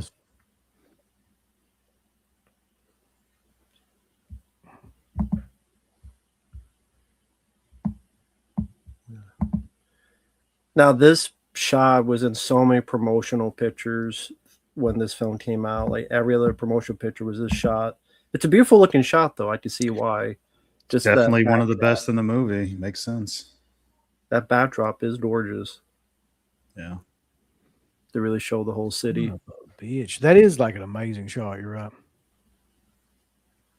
See, I can definitely see why. Yeah, the mountains in the background, all that. This is a random question. Have either ever gone hiking or anything? I just thought just of the mountains and stuff. Yeah, I mean, there's a lot of places to hike around here. I Is that never. like a fun activity though for you? Define fun. I mean, it's okay. So it must not be. It's not something that I like normally would like seek out to do. No, Oh, so maybe you were forced to do it in a way. no, I think I mean voluntarily did it, but it's just not Okay. something that I do like a lot. Did you guys ever see the crappy Last Comet? No, was that the Kickstarter one? That's. I'm not sure if it was Kickstarter. Viking Samurai. He's a YouTuber. He was in that. A few others. That's Cynthia Rothrock. Yeah, she was in it for a bit. And the guy from I Come in Peace. Matthias Hughes, Billy Yes, Blanks. that guy. Yeah. Yeah, Cynthia Rothrock. They were in it for a little bit. It just it tried to be this, like Determined, Bloodsport. It was a bad copy of this. It's like they tried to make this for modern time, and it showed just how they couldn't do it. They just didn't have. And yeah, this was a Kickstarter project. And they even hired Stan Bush and Paul Herzog from this to do it. So they really tried to copy Bloodsport, but There's the Dustbusters. It sucked ass. No bolo. No bolo. Just a lot of bullshit. Yeah, that YouTuber Oliver Harper, he edited it. He did a shitty job with it too. Terribly edited film. But yeah, That's a good anyway, point. fuck that movie. Big Trouble in Little China did inspire a couple more comic characters. Raiden, I know of at least. Yeah. And who else? I'm trying to think who else would be. Oh, that's the one I think of. Yeah, Lopan, like Shane Sun, pretty much. Oh yeah, that's Right. true. Yeah.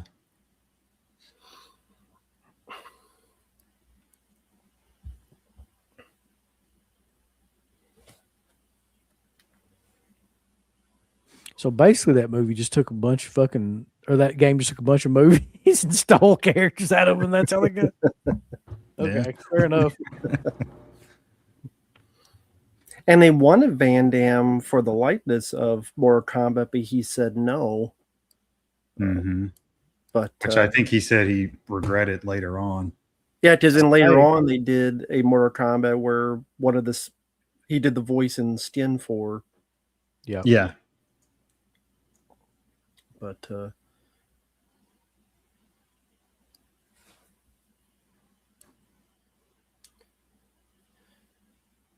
did either of you ever have the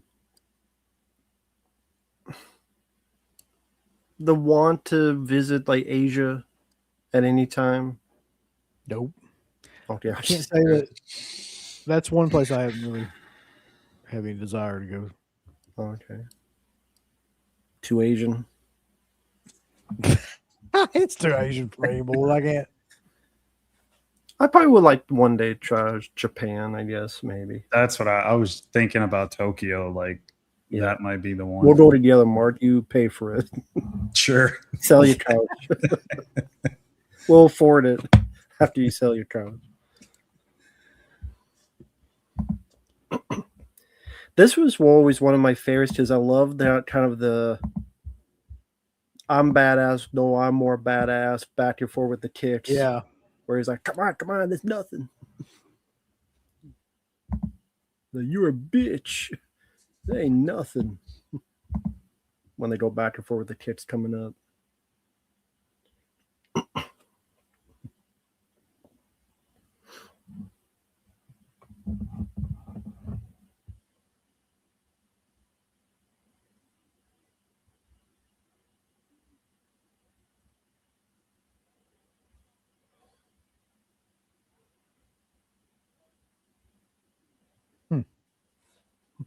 Come on, yeah. Shit, I can hear it in my head. I don't even have the sound on. I can hear that. Yeah. Come on. Yeah. Come on, there's nothing. Just that tell like, come on, there's nothing, you pussy. Stop being a pussy and hit me. He looks like he's actually making some contact there too. I would assume you probably have to a little bit because if the camera's that close enough, either you whiff it and completely unsell the move, or you just have a little bit of contact. Like in Hong Kong, they do that where you always don't do a bit of contact when they do their fight scenes.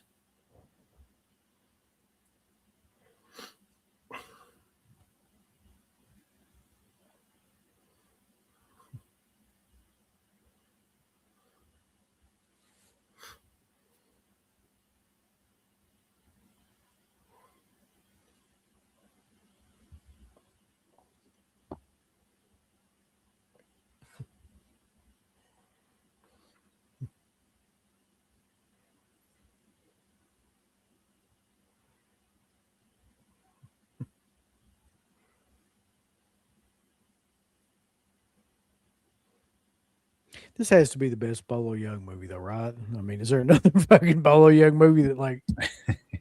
No, this This? for me it would be this.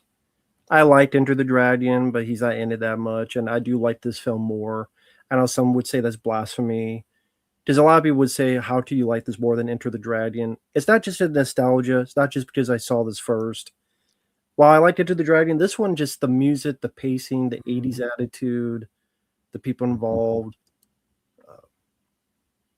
just flows better for me. And it's nothing against Enter the Dragon. It's just this one works much more entertaining wise. Yeah.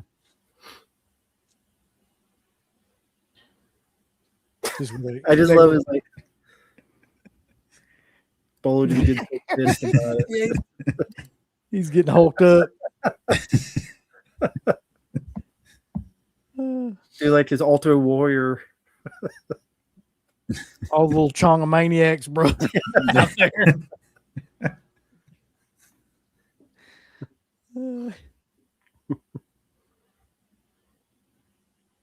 Turn their back on him. That's sad. I love that at the end he just kind of does this. Like, fuck Yeah. this. It's the way of the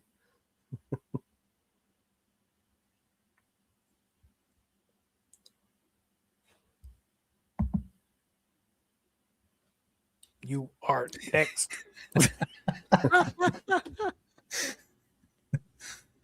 Whoever done that voice, man, that's one of my favorite dub jobs of all time. You like 100% know it's not him, but it's like that voice is almost as iconic as like Van Damme's voice to me.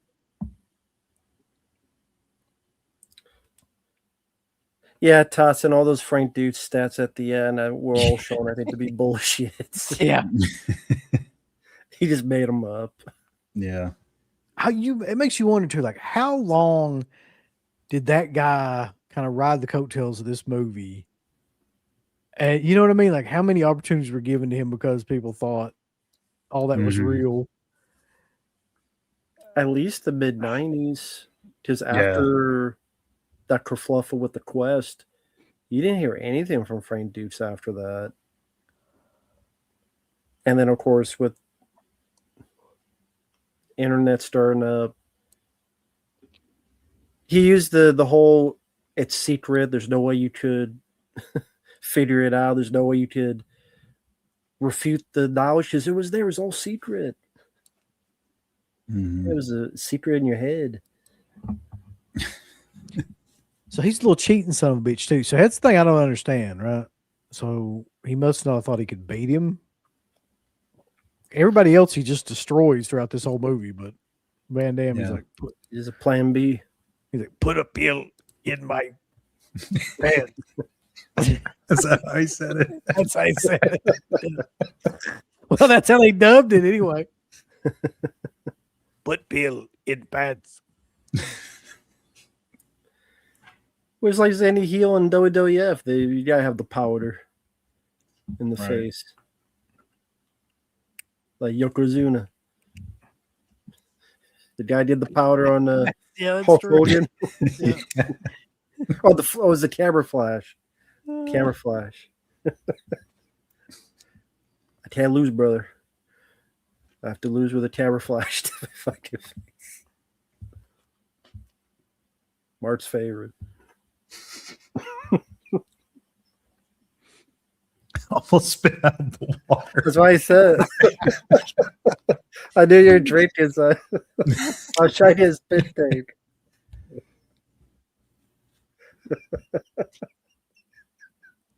Am I wrong, Mark? You're wrong, yeah.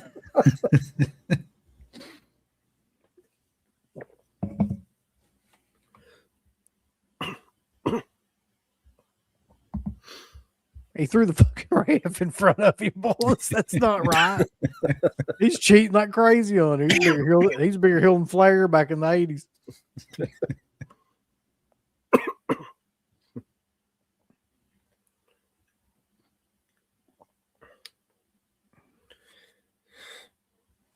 Hey, he killed someone and they let him compete still. They don't care. Or they'll continue. That's how it was supposed to be. Fight to the death. I know. He's like Vince McMahon. Someone dies, you continue the fucking thing. That's like Owen Hart.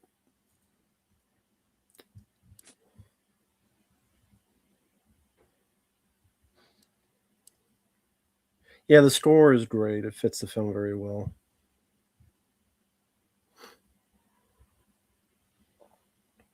No rapid fire editing, no shady cam. Mm-hmm.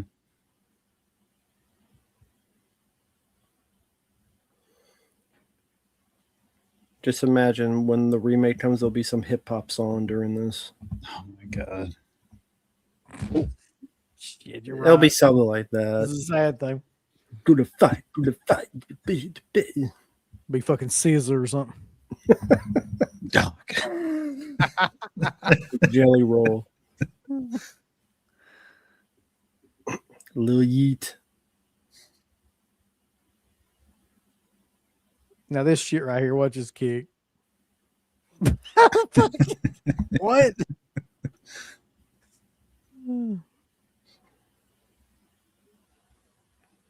Good flexibility, I'll give you that.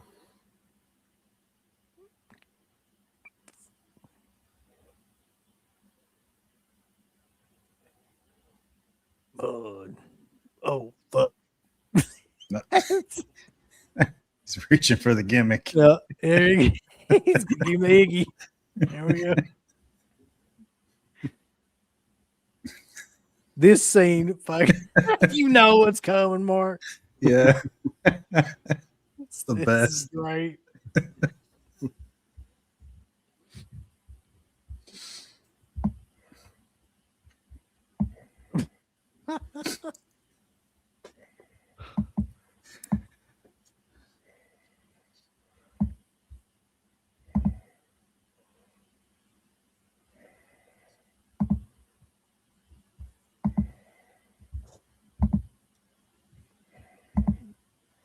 You gotta remember your training. Mm-hmm. Of course.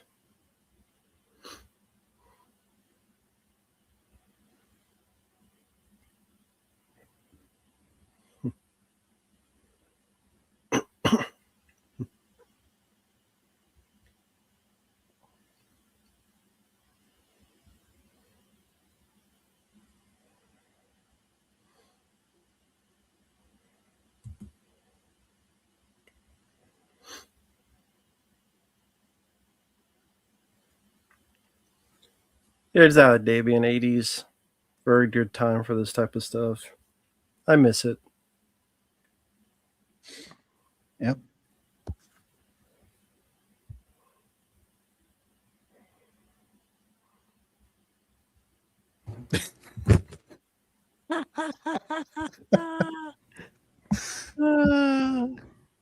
Ah.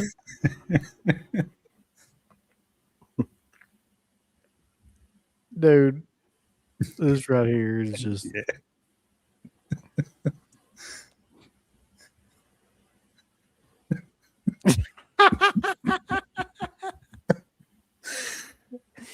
holy shit. Jesus. I think he was coked up at this time because I feel like he might have been. I don't know, but it's great. I think he was clean here. He was clean during this movie.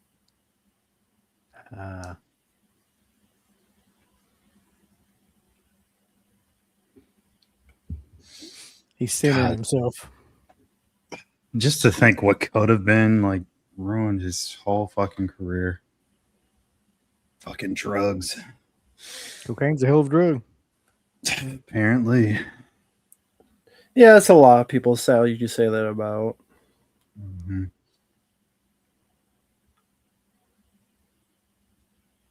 But I mean, hell, because like, so wait, this is 88. So 6 years later, he's starting to ruin his, because Street Fighter, I know that was one of the most infamous stories. 94. That was 90. Yeah. So 6 years later, he's too fucked up to film and get shit done. Yeah. And That's I think crazy, he said he though. started taking it to stay awake and like for more energy and whatnot. Mhm.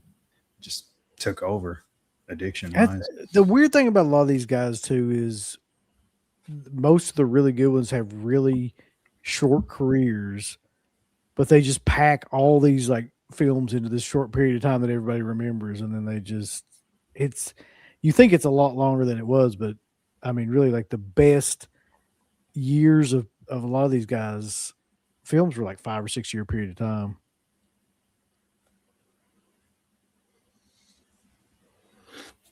At least for the most career defining roles, anyway. Yeah.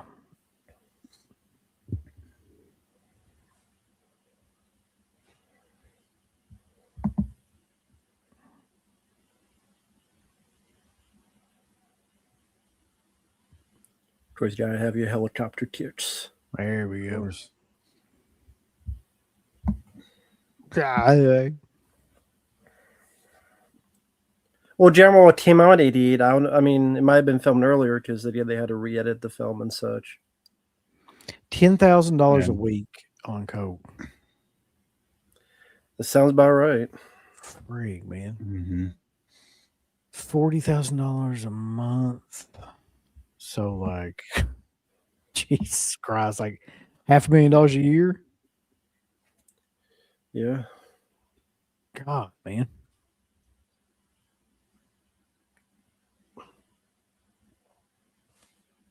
Is it really acid a good drug? I guess. it's gonna. It's fine. I'll fuck with that.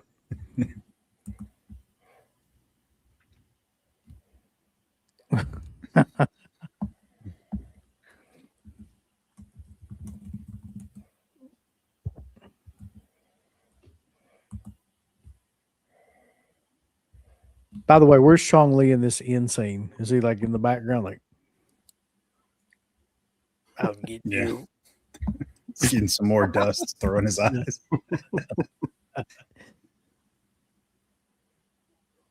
To do the Chong Li voice, I just basically am doing the Kane voice back when he had the fucking voice box. I'll get you. It was so ridiculous.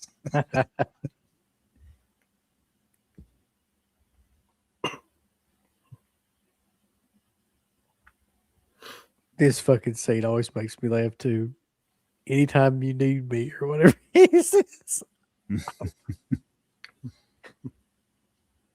Oh. They serve beer in the hospital. Like, what do you get Yeah. that?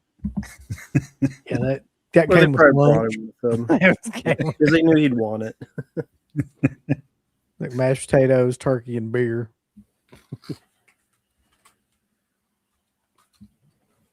Anytime, any place, anywhere. If you ever need me, I'll be there. I'm gonna start signing off on using that for you guys. I love you, my friend.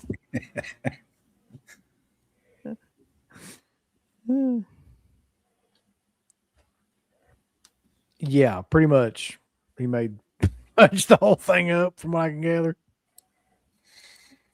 Yeah. For the most part. I mean, I know he even said at one point he wrote most of the script, which I don't know if I believe that. Yeah.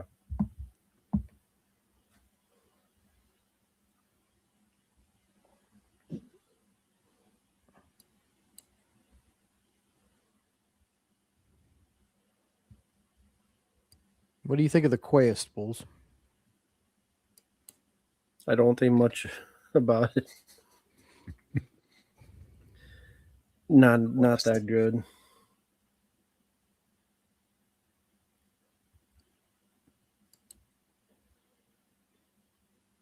It's like, why would I watch that when I could watch this? Right. Yeah, the true events. Yeah, the true events of Friend Dudes. Here comes a big bunch of bullshit. Yeah. It's just countless lies are coming.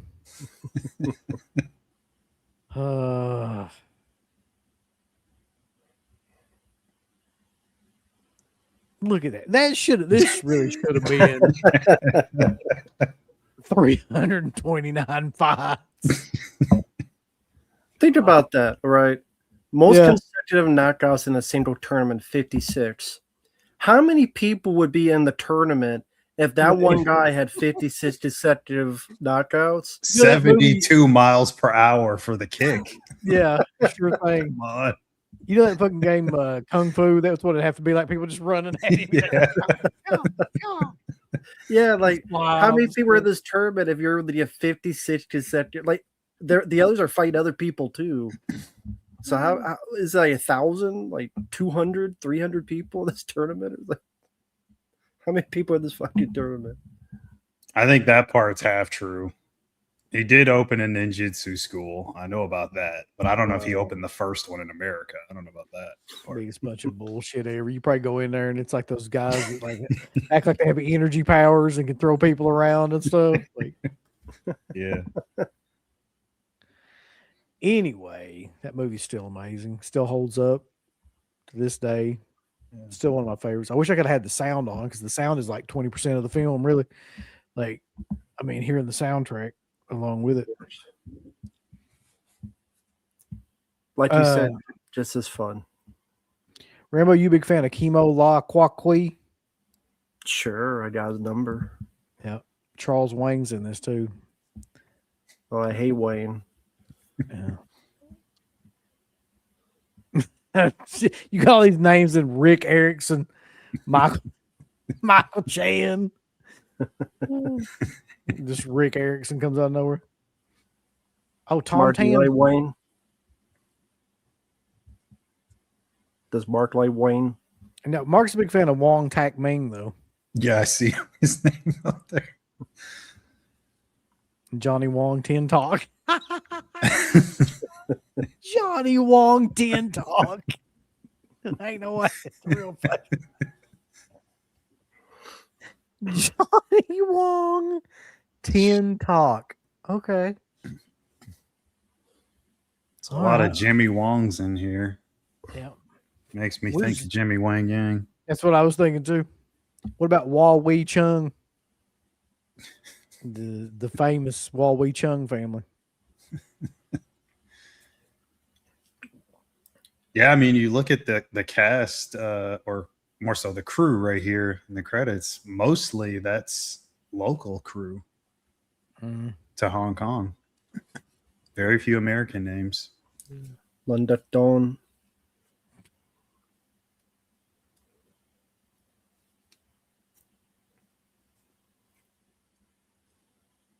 So you were talking about the sequels though. You've seen them, but you don't remember. Is that what you said earlier? I don't know if I've ever seen any of the sequels. I don't know if I've ever had any desire to see it.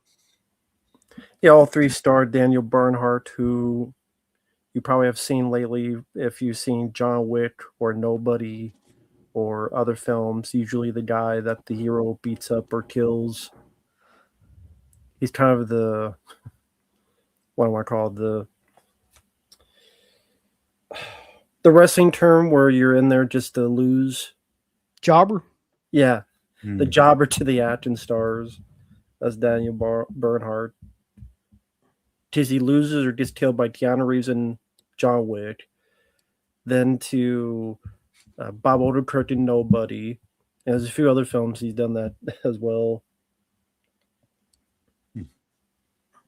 Well, that's it, bulls. What a film. I'm going to go watch. I'm going to seek out Bloodsport 2. Prepare for disappointment. Sure. Sure. Okay, so yeah, it was a good time. Love that film. I might actually watch like one of those Van Damme films that's basically like it. Like, I mean, let's be honest, Lionheart is basically the same fucking movie, and to some degree or another. Yeah. Tournament, street fighting. Yeah. I might go check something like that out later. But for now, Good one. Rambo, what do you got coming up? Long story short, like I said earlier in the stream, I just released a video. It was a request on Creator VC and some of the issues that they are detailing against fans, in my opinion. That's up on the channel. Coming up in the coming days are various requests, thoughts on the Steer Movie 6 trailer, thoughts on the new Street Fighter trailer, and various other different kinds of reviews. Die Hard 2 being one of them. Matinee, the Joe Dante film. Troy with Brad Pitt, the historical film by Wolfgang Peterson. So a lot of variety coming up. How about you, Mark? The only next thing that I have coming up would be the Mania thing for the weekend. WrestleManiacs will be live on Dead Pit. This Sunday, right? Rat. Yeah, this Sunday. We are skipping Saturday. Well, we'll be watching Saturday, but we're not going to do a 2-night stream. That's just there's no point to doing that. So only Sunday, but we'll cover both nights. Uncle Bill, are you joining us for that, or? If I can go down there, because I was talking to Sicky about it, like if I can go down there to his house and watch it, I will. I don't have any other fucking way to watch it. So if I get a chance, then yeah. Okay. Cool. Because I have, well, not that it would matter really from what I understand, but I have zero idea about the buildup in terms of like, you know, who's facing who and why. And I don't think it matters at this point. Nah. Not really. I mean, there's been some decent builds, like a few, but for across the board and across the card for each night, not to me. So here's the big question. We haven't really had a chance to talk about this yet, but what are we doing next week? So next week, I know at one point you wanted to talk about maybe like Joe Dante, William Lustig. Oh yeah, yeah. That idea is there. I don't know if you want to do that because that'd be something different. And we had talked about that before. We could do that. That's a good idea. I'd forgotten about that actually. What was that one called? Mid-tier directors or something like that? Mid-tier, yeah. Mid-carders. That's what it was called. Yeah. All right, so we'll plan on that. We'll talk some more. But yeah, until next time and until we release a bunch of movies through Red Shirt Pictures, you know, classics like Munchies 2, Munchie, and Purple People Eater. Till then, fucking shit. I swear to God, I don't know what the hell's going on anymore with these. What?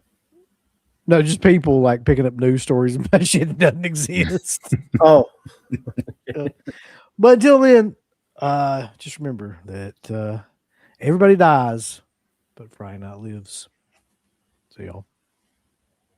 A big thanks goes out to our supporters over at Dead Pit on Patreon.com. You can get hours upon hours of great content, right, Uncle Bill? There's so many hours of content. We've got reviews. We've got songs. We've got live streams. We've got exclusive streams. We've got non-exclusive streams. We've got streams with all kinds of celebrities and all kinds of different old shows from the past podcast, the initial incarnation of the show. All of that can be yours. Dead Pit on Patreon.com. Show us a little bit of love. Give us some money because we definitely deserve it. That Patreon page is so killer that you'll rub your bird to it on a nightly basis. It's that good. You won't be able to contain yourself. You'll have to jerk your bird out and go crazy. I mean, that's how much content that we have. So much content that it's massive, and it will massively smack you in the face. You'll play with your bird so much, pretty soon you'll be looking around for somebody else's bird to play. Hey everybody, it's your favorite Filipino bitch, Miss Slatko Fudd, telling you about shop.deadpit.com. Simply the best horror shirts. On TeePublic, there are others, but they all suck. And it's the best goddamn deal on horror shirts you will ever see. New shirts, old shirts, all the in-between shirts. God damn it, bulls, go over the shop.deadpit.com. You ain't down with that. You can go to fucking hell.